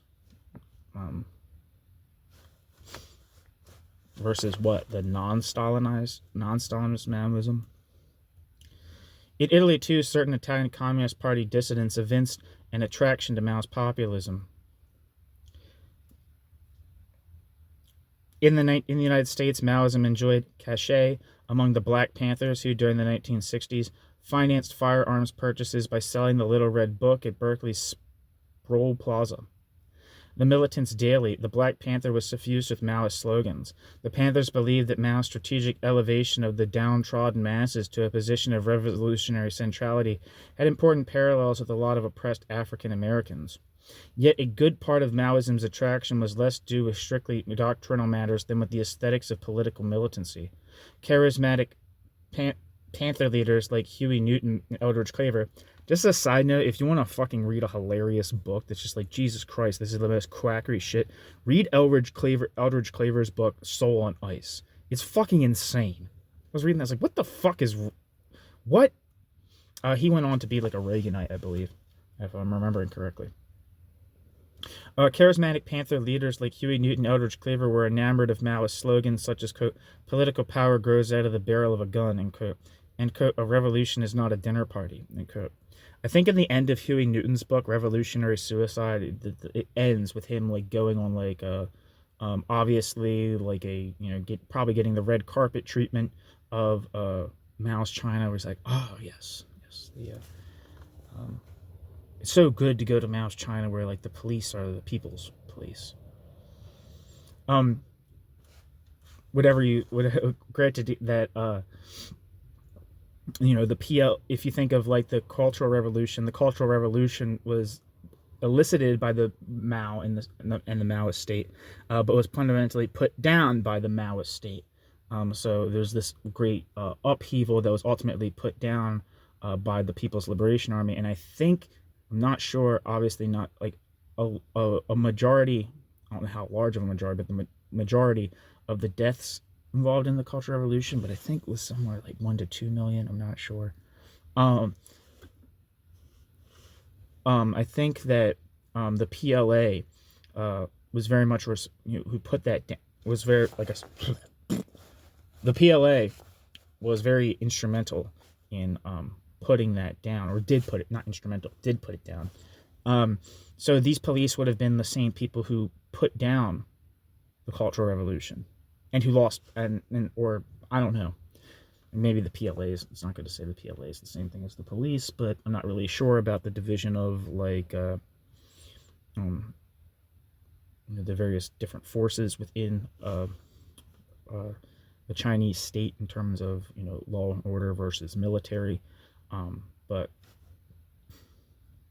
not a savory institution, and obviously, you know, one needs only think of like even before anything, without even the Cultural Revolution, like what policing in Mao's China meant, not just for capitalist roaders and so on. If you think of Zheng Chaolin, for instance, spent 27 years in Maoist prisons and labor camps on the grounds of being a Trotskyist, which is a common fate among all Trotskyists who did not leave the mainland of China when the Stalinist Communist Party came to power. Any hooser. In France, disillusionment with the Soviet Union and with the French Communist Party caused Maoism's stock to rise.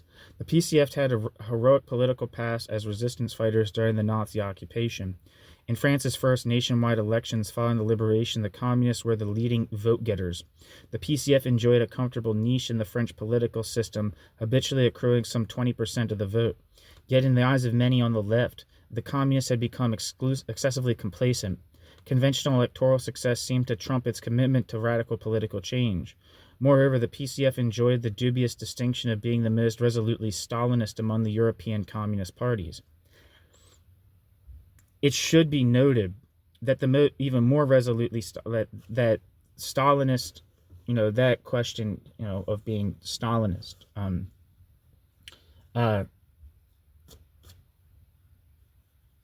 I think a lot of people that came to Maoism were critical precisely of the relative de-Stalinization that was happening in communist parties. In the wake of the Khrushchev secret speech in 1956, which was not secret, where he critiqued the cult of personality.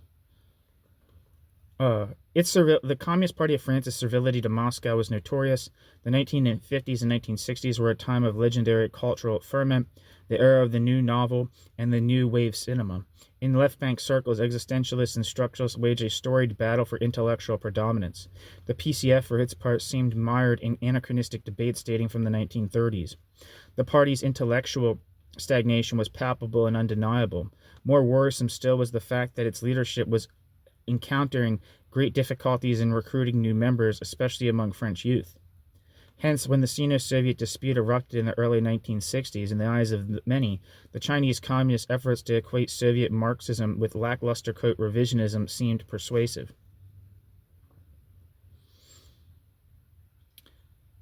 And that's, so right here, we're seeing like a weird thing here, right? Revisionism would have been the anti-Stalinist or the relative anti-Stalinist changes within the world communist movement, not the Stalinist, not the hardliner movement, not the hardliner component of communism. In 1964, a number of ex-communists formed their own breakaway pro-Chinese cell, the Fédération des Cercles Marxistes-Léninistes.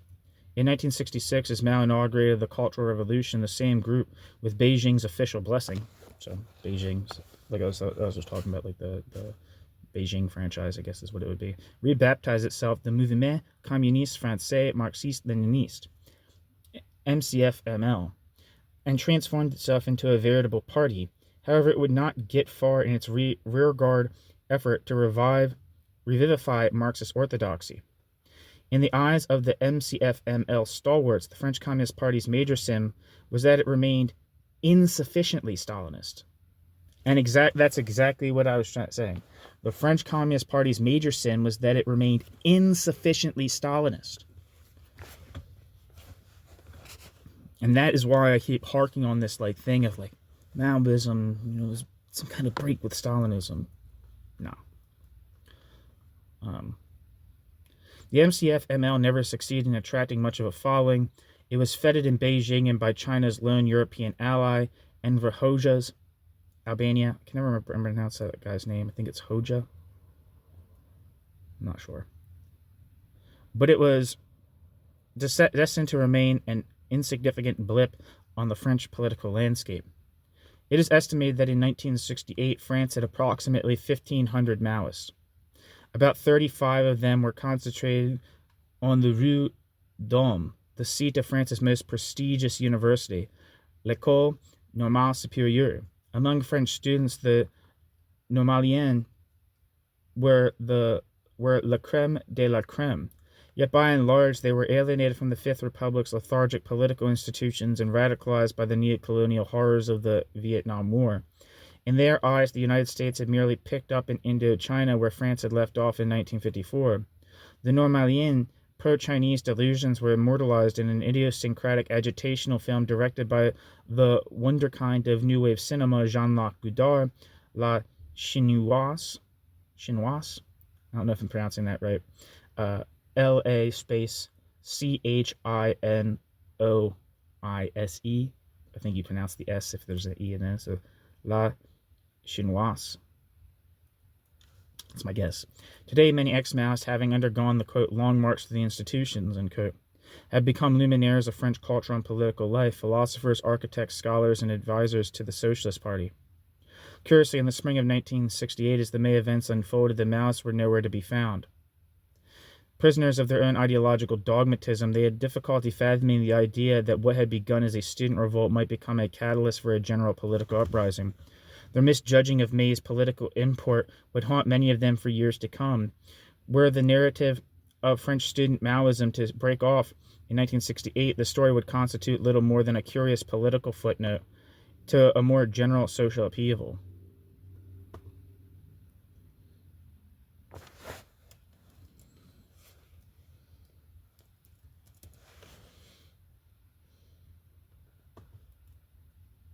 One second. Now copy that down.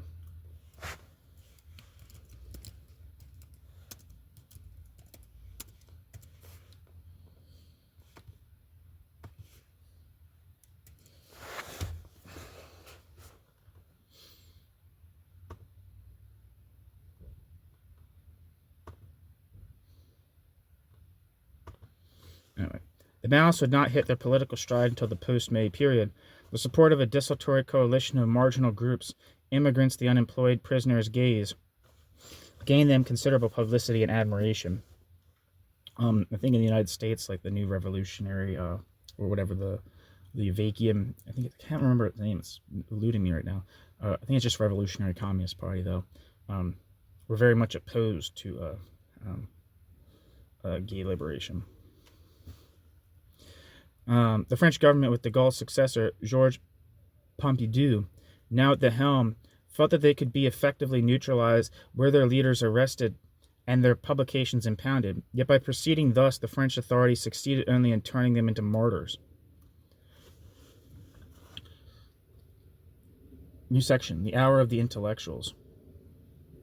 During the early 1970s, major intellectuals such as Sartre, Foucault, and Quel group gravitated toward Maoism as the most effective way of realizing the values of, quote, engagement.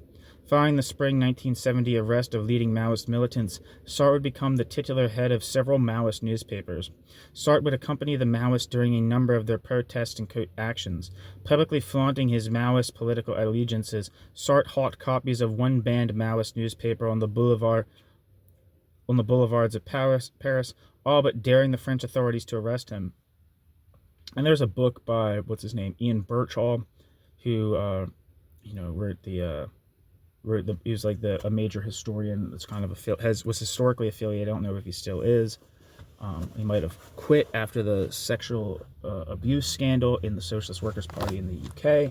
I'm not sure, but he was traditionally a Cliffite or Cliffist in Cliffist Trotskyist in the UK. Had a which basically a Cliffist Trotskyist in the UK basically meant they had a state capitalist view of the Soviet Union as opposed to a degenerated worker state view, which is the orthodox Trotskyist line on the Soviet Union, with varying shapes, right? Anyway, but he wrote a book called Sartre Against Stalinism, which I'd be very cautious about that. And especially if you do actually think, and I think you're right to think, that Maoism is a form of ultra-voluntarist Stalinism, that characterization of Sartre as an anti-Stalinist, at least for a large chunk of his political involvement, is very dubious. I think that people who are of the anti-Stalinist left in France knew this.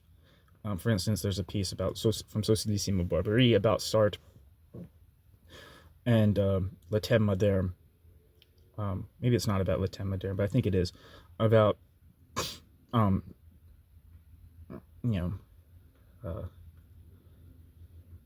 Sartre basically saying in the 1950s at certain points that, to critique the Soviet Union is to like critique the working class or something like that, or like is like there's like some kind of like can't talk bad about the Soviet Union for the purposes of the working class movement in France. But there's but basically what I'm trying to say is that that whole point of Sartre being an anti-Stalinist, be cautious about that.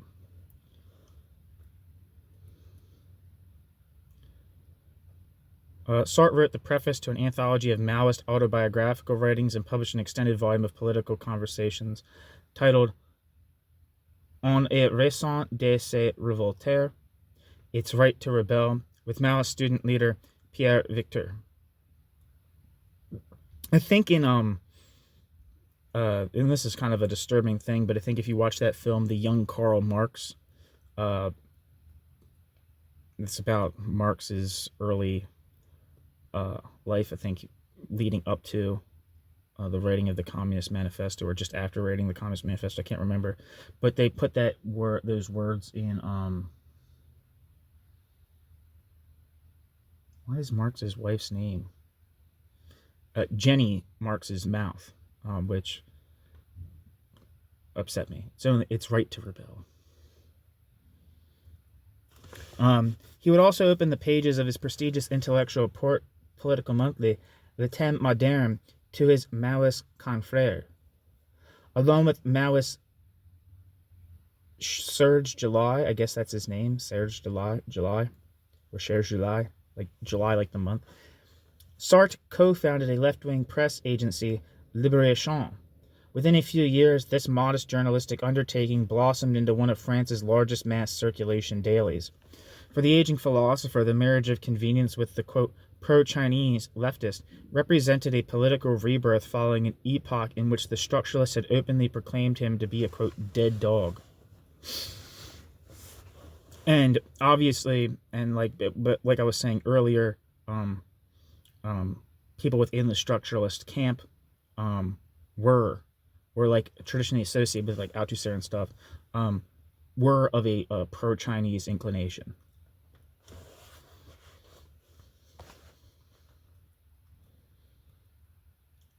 Anyway, one needs to think of like, I don't know if he'd call himself a structuralist at that point, but I think like Rancière, for instance, I think was some type of Maoist. I'm not an expert on Rancière though. During May 1958, Foucault was teaching in Tunisia. His partner, Daniel Defer, kept him apprised of the developing situation in Paris by phone. Returning to Paris, he became chair of the philosophy faculty of the new, quote, experimental University of Vincennes, where Foucault eagerly staffed the department with Maoist militants. Alain Badiou, Jacques Rancière, that's what I was talking about before, André Glucksmann, who became, one of the new philosophers or whatever, and Jacques Alain Miller, or Miller, I don't know. Don't know who that person is. For a time, Foucault was shadowed by police agents who assumed he must be the leader of the Vincennes-based Maoist sect. Foucault would extract a seminal political lesson from the May events. He understood that the boundaries of, quote, the political had permanently expanded. Politics could be reduced neither to, quote, class struggle, nor to bourgeois ideals of negative freedom and civil liberty. Instead, the new political stakes pertain to the way in which regimes of knowledge translate into specific institutional practices. Techniques of incarceration, population control, and purportedly neutral scientific methods of classification, normal versus abnormal, deviance versus conformity, and so forth. Foucault's tenure at Vincennes was short-lived. In 1970, he was accorded France's highest academic accolade, a professorship at the Collège de France, where the only requirement was that he lecture every 2 weeks on his current research. Ironically, at the precise moment of his intellectual canonization, Foucault committed himself wholeheartedly to political activism with the Maoist Groupe d'information sur les prisons. GIP began as a support group for imprisoned Maoist militants, many of whom were actively engaged in hunger strikes across France. But soon this close confederation of intellectuals and Maoist activists burgeoned into a nationwide prisoners' advocacy group. Although the GIP was founded by intellectuals, its inspiration largely derived from the libertarian Maoist group Vive la Révolution. As a side note, now I don't know exactly what this designation libertarian Maoist means, but one of the people that I have used this form is I think it's Stephen A. Smith is his name. Big follower of a big name within the history of world communism. I think he edited the Oxford History Handbook of the History of Communism. But he said that he was part of a libertarian Maoist group, which he said unfortunately had gone in a more Leninist direction since his time. So I'm not exactly sure what this term means. I know there's like, what's it, Mao spandex or whatever the hell it was called. There's kind of like almost like jettisoned kind of like emphasized the more populist, like direct actiony populist approach of aspect of Maoism. I know that. But the libertarian Maoism, and I don't know if this is kind of like the world of like Shirley Batlime and so forth. I'm not sure. But he says that he was part of a libertarian Maoist group when he was like studying in France, I guess in like the early 80s or like late 70s. But he said he was also kind of on like the libertarian wing of like the Socialist Workers' Party, like the Cliff Party I was just talking about, in the UK, which it would have been, apparently Cliff had different phases or whatever. He had a more Luxemburgist phase, I think in like the 1950s, and then kind of moved more to like the traditional Leninist vanguardist mode later in life. Yeah.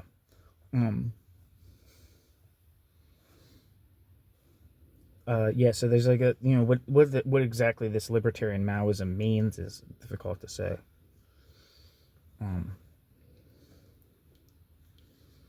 It could just mean a Maoism that's like emphasizes disruption and disorder as opposed to like some kind of positive alternative to capitalist society.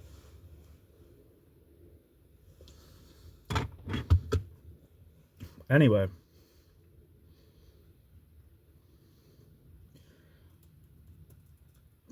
Although GIP was founded by, where the hell am I? GIP's infrastructure, the Groupe Information sur les Prisons, and organizational practice were thoroughly Maoist.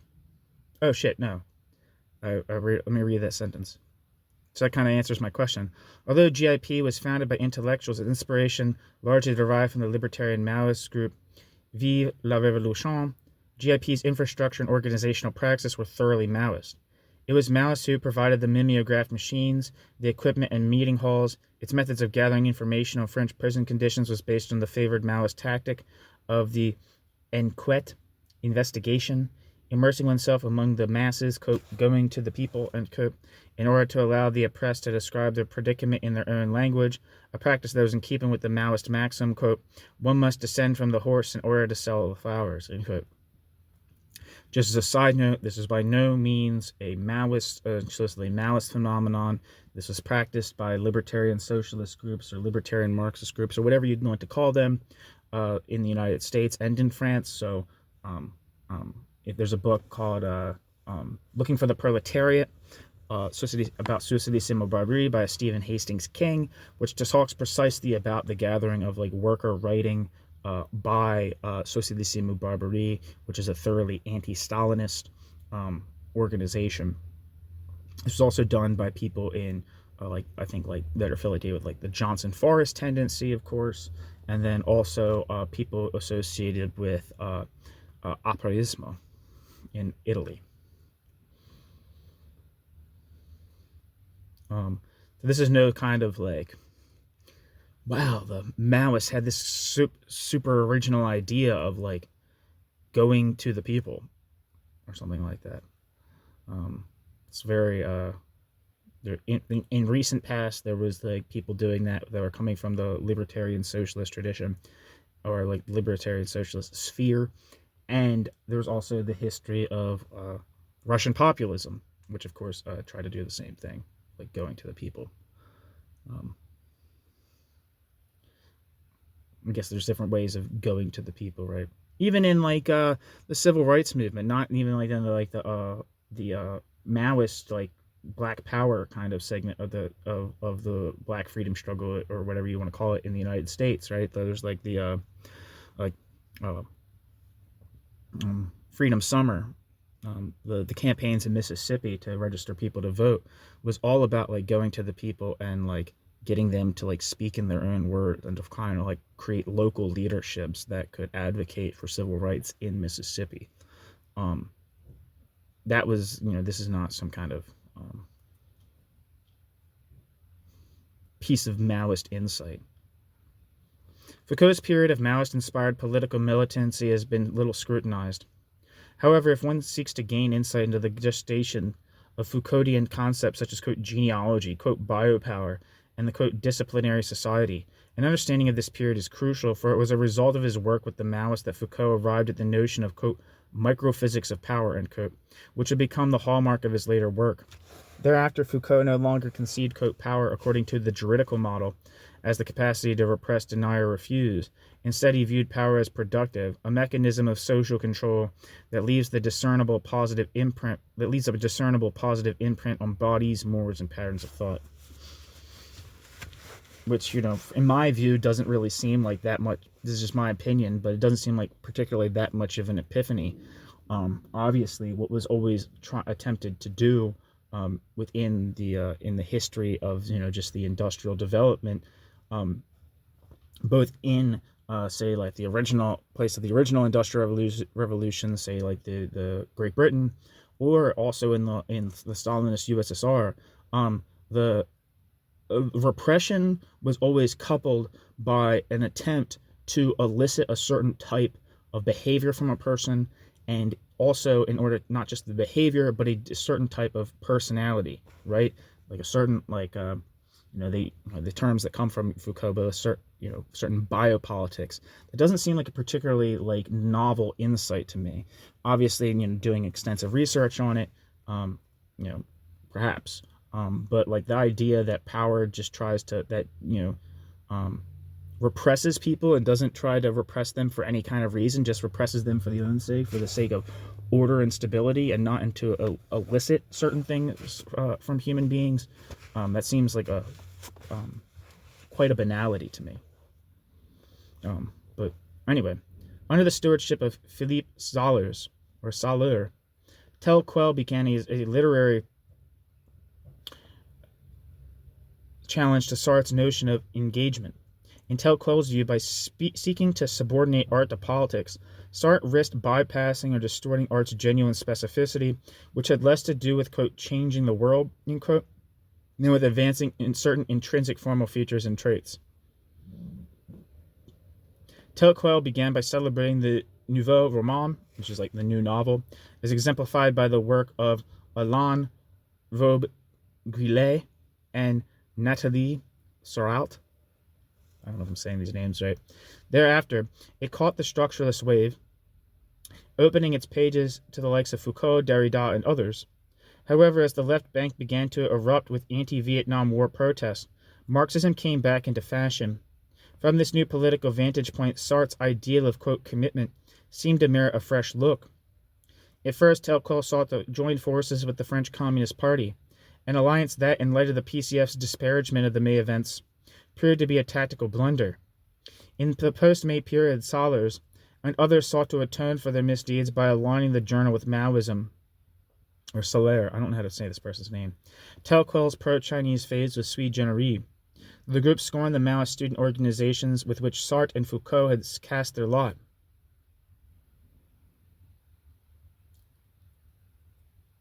Instead, it wanted its Maoist commitment to remain as pure and uncompromising as its earlier alliance with Soviet communism had been. Quel began publishing special issues on the Cultural Revolution, Soler, Julia Kristeva learned enough Chinese to translate Chairman Mao's poetry into French. In 1974, accompanied by Roland Barthes, the group made a pilgrimage to communist China. Although by then it had become clear that China's experiment in political utopianism had soured. And it's like, it soured in what direction?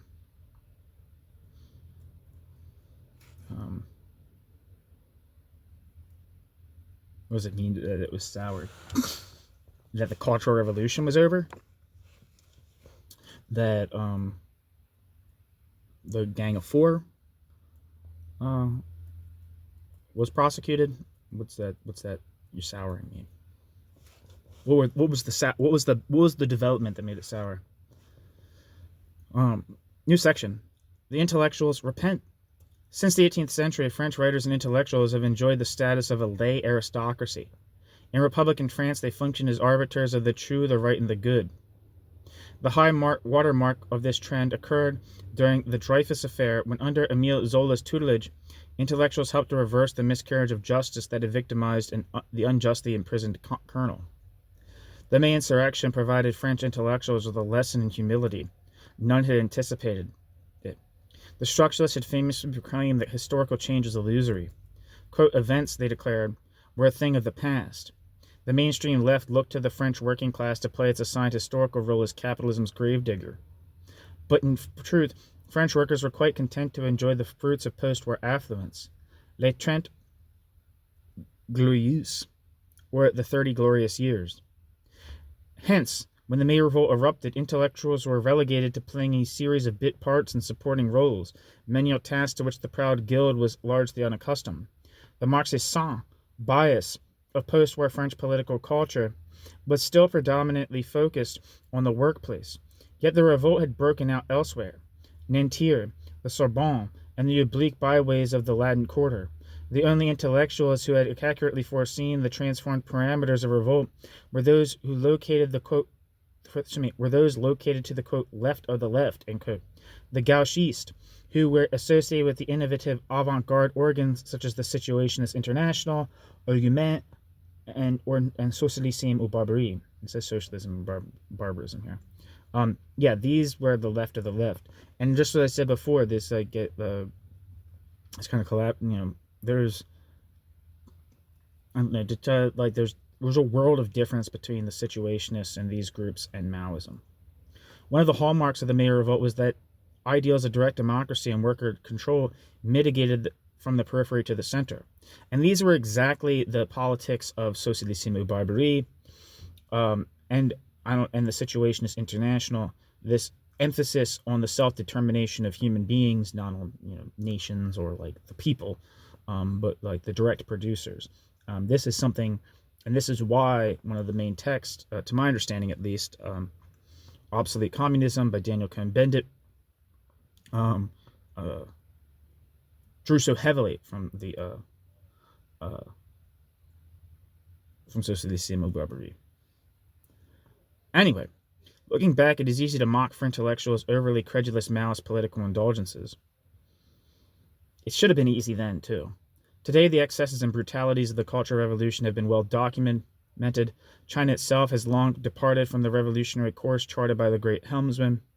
Mao may have been a gifted military strategist once in power, so his policies were capricious.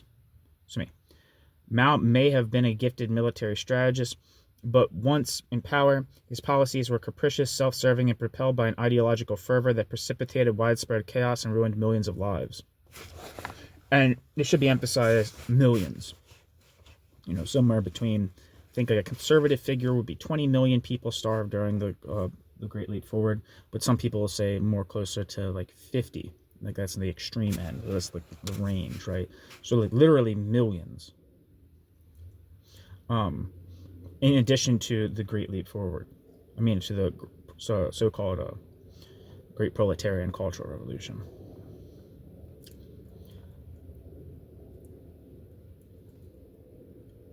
Looking back, where the hell am I? Were the story of French intellectuals and Maoism purely a tale of political folly, it would hardly be worth recounting. In retrospect, the Maoist intoxication that gripped France during the early 1970s stands out as a generational rite of passage. Among students and intellectuals, the identification with cultural revolutionary China became an exit strategy to escape from the straitjacket of orthodox Marxism.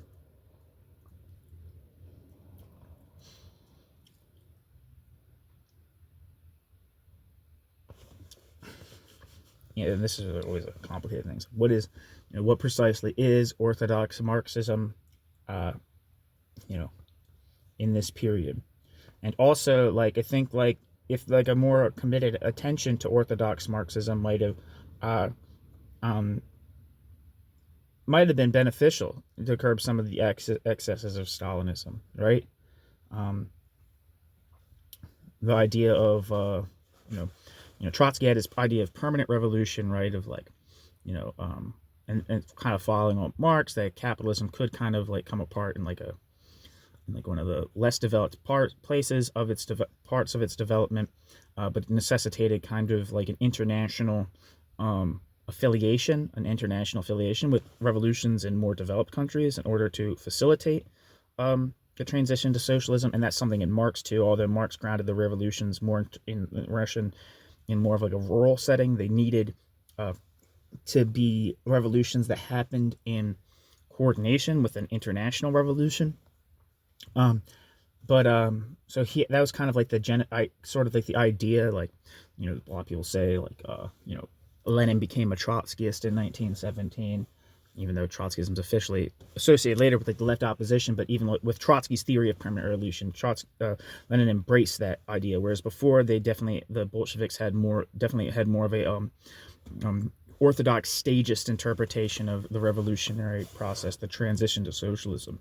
But with Marx, in this thing, I feel like this is the thing that people always say, oh, Marx was proven wrong, or proven wrong by, or the Bolshevik, whether it's positive or negative, whether it's saying that pro-Bolshevik or anti-Bolshevik or what, right wing or left wing or whatever, this idea that the Bolsheviks proved Marxist theory wrong in some capacity, and the series of revolutions that have happened, have been in places where capitalism had not been fully developed, and this is true. However, Marx's point wasn't that people with any kind of body of ideas could come to power in a place, right? The idea of an horizontally organized collective society, some form of communism, has been has a much richer historical basis preceding preceding the Industrial Revolution, preceding the full development of capitalism throughout the world. The idea of from each according to their ability, to each according to their needs, or from each according to each according to their work. Those are ideas that could have been had by lots of different people at lots of different points in history, right? Whether or not they had them or not. Marxists and people with different ideologies can come to power in different points and places. So in the case of the Bolsheviks, you can have a Marxist party that comes to power. You can have a Marxist party that comes to power. You could theoretically go back in time, right? If you had if you say you could go back in time, right? You could have someone from now with Marxist ideas coming to power, right, on the basis of these egalitarian ethos, right? But for Marx, seems what is necessary is that capitalism, the conquest, the socialist revolution, is an expropriation of the expropriators, and not the just expropriation, right? So what the Soviet Union fundamentally did was facilitate the expropriation of the direct producers in the form of the peasantry in order to create a working class. In a sense, I don't know if you want to call the USSR capitalist, but there's a certain sense that Stalinism, you could say, if you wanted to call the USSR capitalist, you could say that Stalinism was the capitalist revolution. It was the great, it was a form of primitive accumulation, very much in the Marxist sense of expropriating the direct producers from any kind of immediate control of their means of production, right? And what that, just like in those places, like in Britain, and just like in other places where primitive accumulation has taken off, this had very negative consequences for the direct producers and for human beings. um, um, and a lot of the places where like some of the most extreme society wide. I mean, I don't know if you want to call like the Eastern Bloc places. Like, I don't think they had the catastrophes associated with the 5-year plans of the Great Leap Forwards, because they were kind of already semi-industrialized societies. I mean, I think they had like collectivization and stuff, but I don't think they had the kind of collectivization coupled with some kind of like extreme drive to jump into the jump into like a new industrial epoch, with the extreme exploitation, the extreme levels of accumulation that industrialization entails. Basically, what I'm saying is that it seems to me that Marx had the idea, at least, and I think there's an ethical content to this, is that there's an ethical idea to like the negation of the negation. Like, there's an ethical thing of like the a very powerful minority, a capitalist class, being expropriated by the majority in the name of in the name of some kind of universal goal that would such as and increase human self-determination, which is what the whole purpose of being a communist would be, is to increase that. He felt that needed first to have the material like the material conquest of capitalism. And when revolutions happen in places that had not already happened, I would not say that agriculture, for instance, the vast majority of agriculture in revolutionary Russia, was even capitalist, right? Though I don't think peasants could always become subsistence people. They were not market dependent people. They were not a market dependent class. They were not like, they could only have their kind of like fruits kind of like politically taken from them from like the state, whether that be in Tsarism or in the Soviet Union. They weren't like dependent on like selling shit in general in order to reproduce themselves. Getting a little off topic here with that, but what I'm saying is that one of the reasons that these revolutions ended in such human fiascos is because the politics of the people involved were extremely utopian given the material circumstances of the societies that they lived in. And trying to implement those kind of utopias, especially from a top-down administrative manner, a chaotic top-down administrative manner, resulted in the kind of like catastrophes that that happened in these places. So like, I personally kind of like, not this, I'm sorry, I've been talking so much during this reading, it could have been way shorter, but like that kind of insight of orthodox Marxism, right? That capitalism is the pre-socialist society. I mean, it's like capitalism is the precondition for socialism. Was a principle that seemed to really have gotten lost. There's a beautiful throughout the 20th century. Yeah, like anyone in any point in history can have an egalitarian ethos, a concept of redistribution. The French Revolution had that, right? When like the fucking land was redistributed to like the peasants. At least this is my understanding of the French Revolution. I'm not an expert, but like, when the estates fell, when the nobility fell, there became like a more of an independent free peasantry in France. That was a redistributive measure. Like a bourgeois revolution has a redistributive quality to it, or can at least. Usually does. If the idea is breaking up the property relations associated with feudalism, which are associated with nobility and shit like that, which the French Revolution led throughout. Anyway, you can have that. Basically, what I'm saying is that, like, I think it's important to hold on to the notion that communism does, or the socialist revolution, to not just be a fiasco, does require a productive base. Now, there's a kind of a good way of critiquing that kind of conception, in the sense of like a lot of Marxism has been marked by this kind of teleology, right? This idea that this must happen, then this must happen, that this must happen, like in terms of like a sort of like prophecy, as opposed to talking about it as like as like a precondition, I guess, or like the idea that like capitalism must follow. I mean, so communism must follow capitalism, or something like that. Like that is like a dubious assertion, a dubious like philosophy of history, right? That I think the best minds of Marxism, Frankfurt School, and so forth have rightly criticized. But the idea is like, yeah, we can just like, if they have the will, if there's enough political will, then you can just kind of like leap over capitalism. And whose will are we talking about here? That's the other question. But like, yeah, I think that like the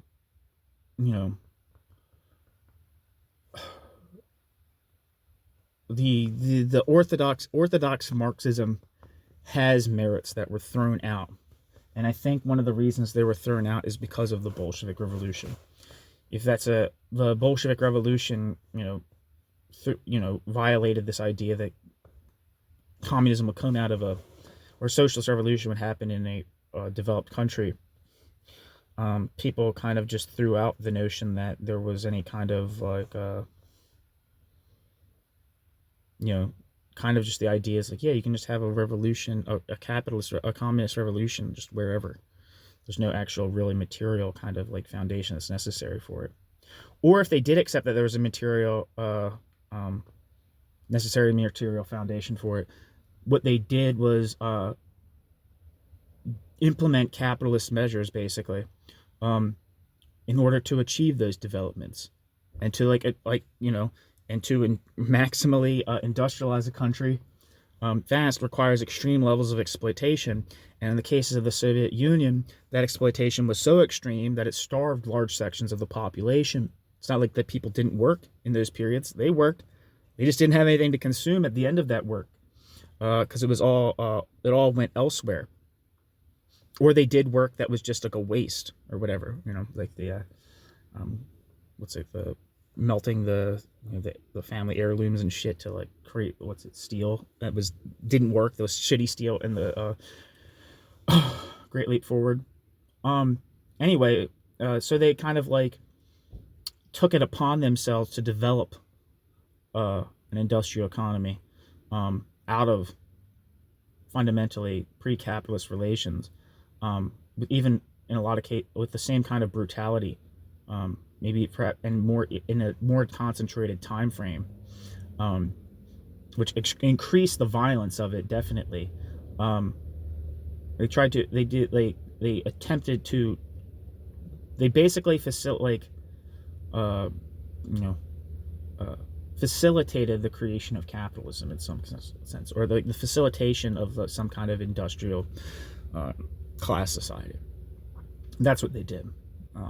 That's what the consequence of them being in a backward place is them trying to overcome their backwardness in the most ruthless of manners. There's a very good quote, one of my favorite quotes. Like, this is like, sometimes you read shit and you read a lot and it's kind of amazing, especially when you're hearing a lot of ideas just get thrown around. A lot of them are repeated and stuff. One of the best quotes that kind of like seemed like electrocuted me when I read it was like Jacques Camus, when he said, there's a quote from him where he says like communism is not built. And what does that mean? That means that it is not communism's job or socialism's job to develop the productive forces, to make people, to increase production. That's not its fundamental, that's not part of what it is. Obviously it doesn't make production less or something like that. But the idea of communism being this thing was like, okay, now that the property has all been nationalized, how do we get more work done? How do we produce more stuff as an end in itself, right? Or something like that. Like, yeah, I thought I just was like, that was such a profound line. It's like, communism is not built. Capitalism builds. Capitalism builds the infrastructure for communism. Communism doesn't build the infrastructure for itself, which that maybe I'm misinterpreting what he said, but when I read that, I was like, "Fucking God, that's on point." Anyway, let me reread that last sentence I read. Among students and intellectuals, the identification with cultural revolutionary China became an exit strategy to escape from the straitjacket of orthodox Marxism.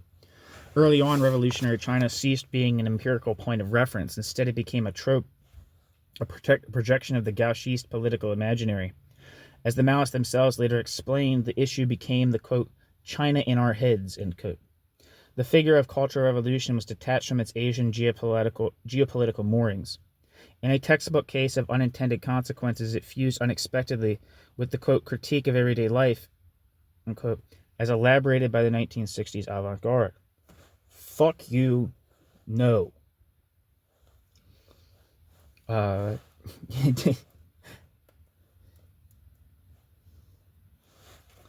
Maoism fused so seamlessly with Guy Debord. It's an insult to Guy Debord. I think he kind of says unexpectedly. I think it means it didn't fuse. That would be the actual thing. Yeah. Anyway, the May movement signaled the twilight of the, quote, prophetic intellectual, unquote. The celebrity writer or thinker who claimed to possess privileged insight into the history in the course of history and who prescribes the line of march for the benighted masses. The student activists helped to reinvent the lexicon of political radicalism. By virulently opposing the idea of a revolutionary vanguard, they took an important step in consigning the Leninist model to the dustbin of history.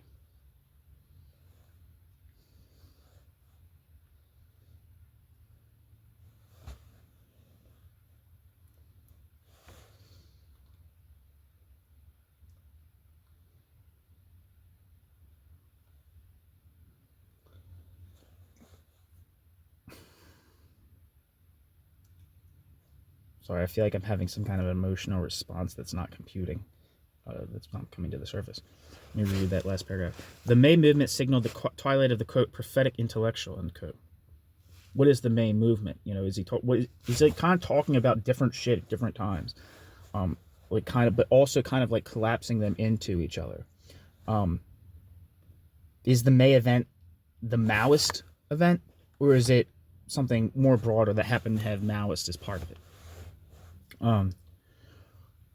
Because he says here, the twilight of the, quote, prophetic intellectual. What else is Mao Zedong but that? Anyway, the May movement signaled the twilight of the, quote, prophetic intellectual. The celebrity writer or thinker who claimed to possess privileged insight into the course of history and who prescribed the line of march for the benighted masses. The student activist helped to reinvent the lexicon of political radicalism. Okay. By virulently opposing the idea of a revolutionary vanguard, which the Maoists most certainly did not, they took an important... That's a side note for me, that they most certainly did not. That's ridiculous. The student activists took an important step in consigning the Leninist model to the dustbin of history.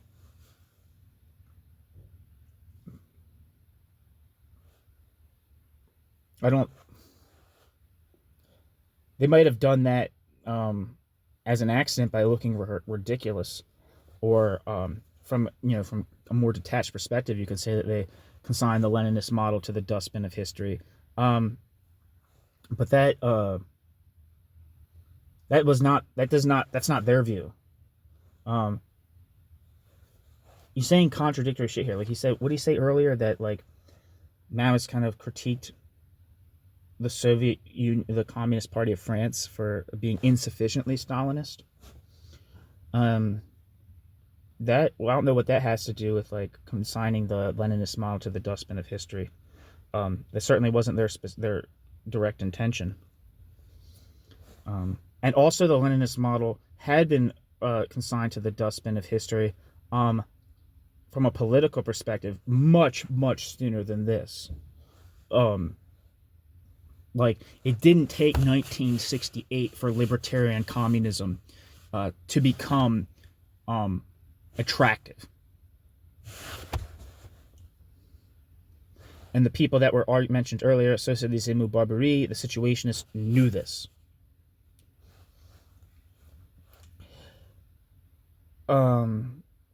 By virulently opposing the idea of a revolutionary vanguard, the student activists took an important step in consigning the Leninist model to the dustbin of history.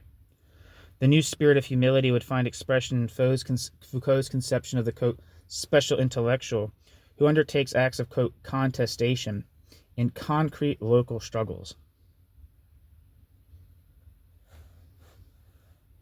Foucault and his allies thereby jettisoned the traditional revolutionary expectation of a radiant utopian future in favor of, quote, resistance that was always situated and site-specific. And that kind of whole thing has been a problem, right? It's kind of a rejection of kind of like the universal, worldwide, cosmopolitan realization of a classless society, replaced by this kind of like highly pluralist, read particularist conception of like it can at best results in some kind of reformism of the bourgeois state and maybe bourgeois society in certain respects being better, right? But is kind of always like highly particularistic, and it's kind of like anti-intellectual, like resistance or whatever, and it's kind of like glorified as being good, right? If something resists, say, the West, or resists like liberalism or whatever, or resists something, that's automatically granted some kind of like progressive or attractive content, which it shouldn't. And I think this right here, this whole idea, this like very last line is why people like Foucault celebrated the Islamist revolution in Iran, and also why people like Judith Butler and people like that talk about Hezbollah and Hamas as progressive forces that should be categorized as part of the global left, because they resist, don't they? They resist the Zionist world order, which is basically how people actually view it. They might not say that, like, oh, that's a little too simple, but the Zionist world order. So there's like this whole kind. I think there's very much with this kind of cultural relativist, moral relativist, postmodernist kind of like pluralism kind of view, and the way that kind of degenerates into like support for like reactionary political actors, just because they're kind of like not liberal or like outside of like what the so-called West thinks is good or something like that.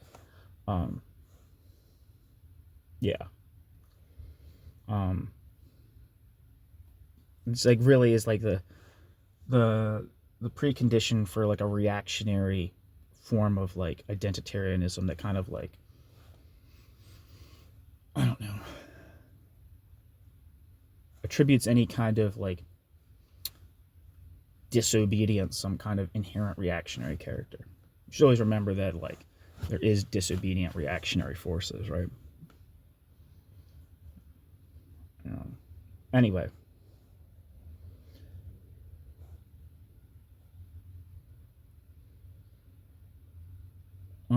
Where the hell am I?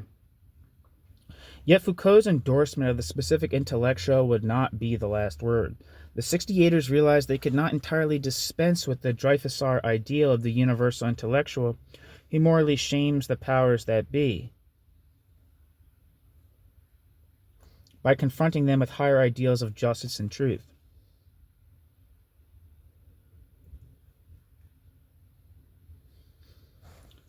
Solzhenitsyn's devastating expose of the Soviet Gulag, which, why the fuck would it take Solzhenitsyn's Gulag Archipelago for leftists who are supposedly like so anti-Stalinist, to realize what was happening there. Like the Trotskyists and the libertarians were saying this. We're saying that, you know, since the 30s, at the latest. Trotsky at one point in The Revolution Betrays says something to the effect that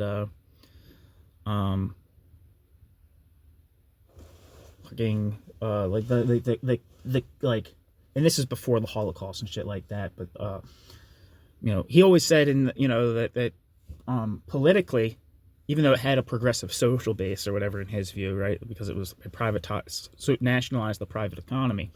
The Soviet Union, the Stalinist police apparatus, was politically worse than fascism. Granted, this is before the Holocaust, and granted before Barbarossa, when like the full extent of Nazi barbarism came to like be in the between like 1940 and 1945 with its ultimate defeat. Called it politically worse than fascism. And talks about the camps. The workers, if you look at any of the shit from this channel, this is why it's so frustrating. I mean, if you look at any of this shit from like this channel, from Socialisme Barbarie, like Castoriadis, or the Workers' Party, or Raya Dunayevskaya, or C.L.R. James, or Tony Cliff, all of these people who were not nobody. They might have been small, they might have been weak politically, they didn't have the powers of the international communism and the resources of international communism to spread their ideas, and they weren't obviously part of the establishment. All these people on the left were already very, very aware of the full extent of Stalinist barbarism. It should not have taken Solzhenitsyn's work to make this transparent to people, to transparent to leftists. Like that's crazy. If it did, that's a real shameful point. And I think it probably has less to do, like, the falling apart of like the communism, like, you know, the blow of Solzhenitsyn, or like the blow of this period, is less to do with the publication of ideas, and more with just like the contradictions of the whole thing.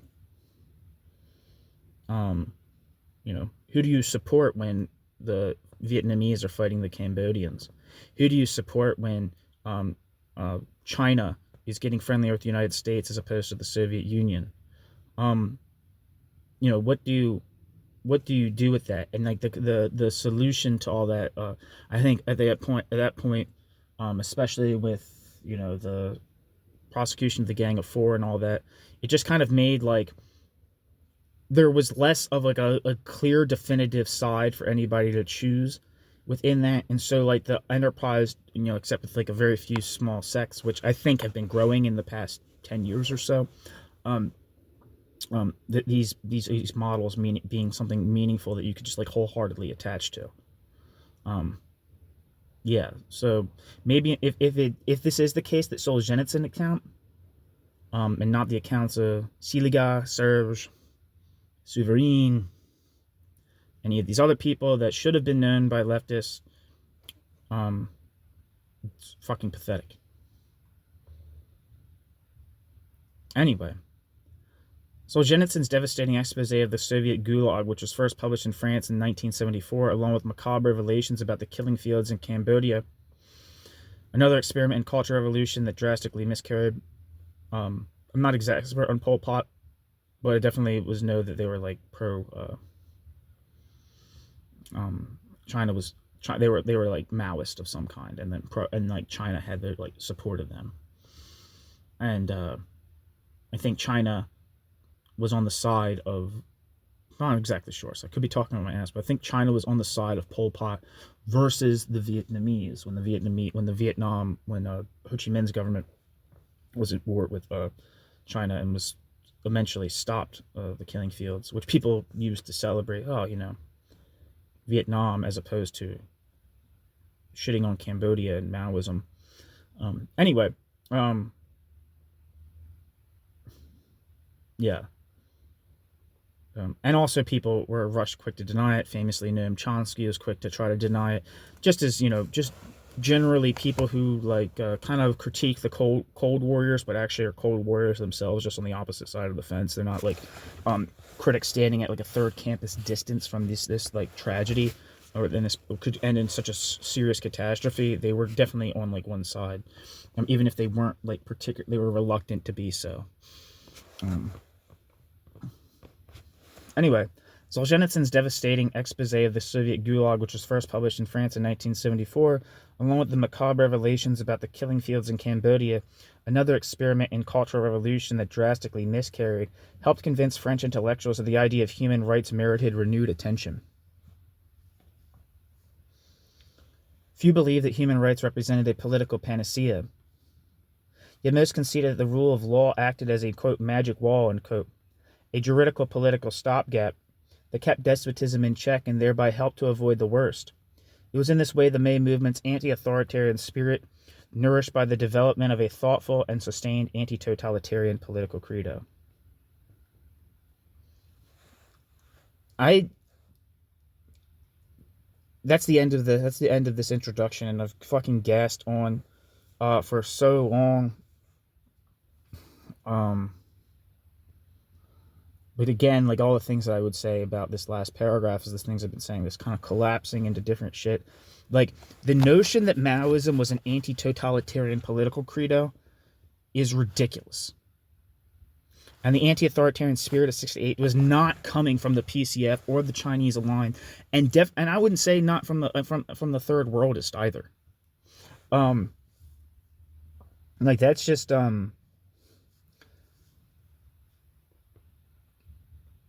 yeah, it's just this whole introduction. I mean, I don't know, I've learned a lot of cool shit in this introduction, but the general historiography, the general argument, when he talks about these more grand sweeps and trying to create a narrative out of it, it's just so it's bad.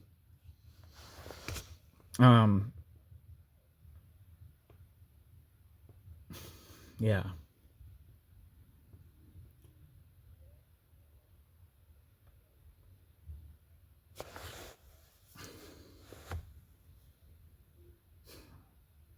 I don't know. I found I apologize for talking so much on during this whole video.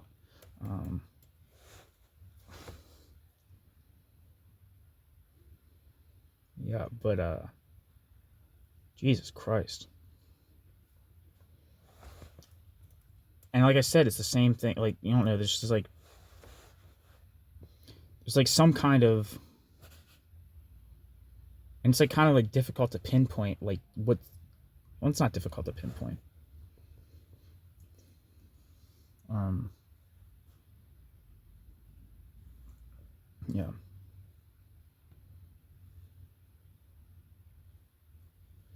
And it's there's kind of he didn't talk about the new philosophers. He didn't talk about postmodernism at all or whatever. I guess he talked about Foucault and stuff, but kind of what's the word? I don't know. I feel, all right, here's what I think. There's trying to, I think that this is a problem generally with, maybe, kind of things that try to tell, a grandiose story about, a historical development, is that they're just, by telling this grandiose story, they're just kind of, smashing differences, accounting for differences, but kind of, in the end, smash them all together. There's, definitely moments in this where it's okay, there was, this, and this is why they were confused, and oh yeah, it was an enhanced Stalinism, but it's anti-Stalinist, and blah blah blah, kind of shit like that. But it's kind of this 68 generation or whatever, this post 68 generation is fucking extremely diverse, and I don't know if Alain Badiou is part of this, but so is Alexander Glucksmann, Andre Glucksmann. The new philosophes, the post-structuralists as well, or different things, the different kind of intellectual kind of and political milieus that come out of this, they're different, and they have a whole there's too much kind of trying to the 68 generation in general came to these conclusions. That's weird. or this 68 generation was a cohesive generation. It was a generation that all had this kind of like, smoke pot, never work kind of ethos. Which is, it seems like the other way things he's saying here, like that's, I don't know.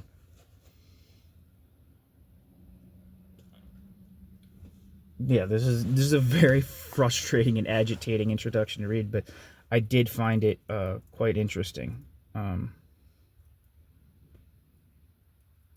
The footnotes, there's footnotes here and notes here. There's only one that looks like it's anything other than just a citation. Footnote, for a discussion of these groups, I think it's the K groups, see, and their activities, see Kuhn's book, Stalin's Enkel.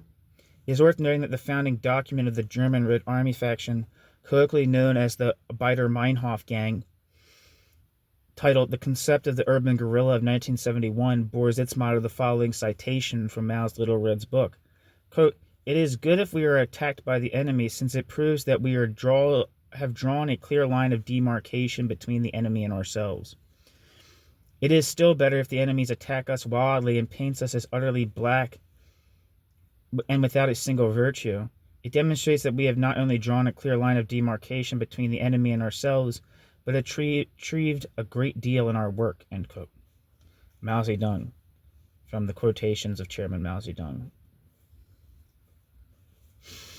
And that's another instance of a group whose like identity is what, you know what I mean? Like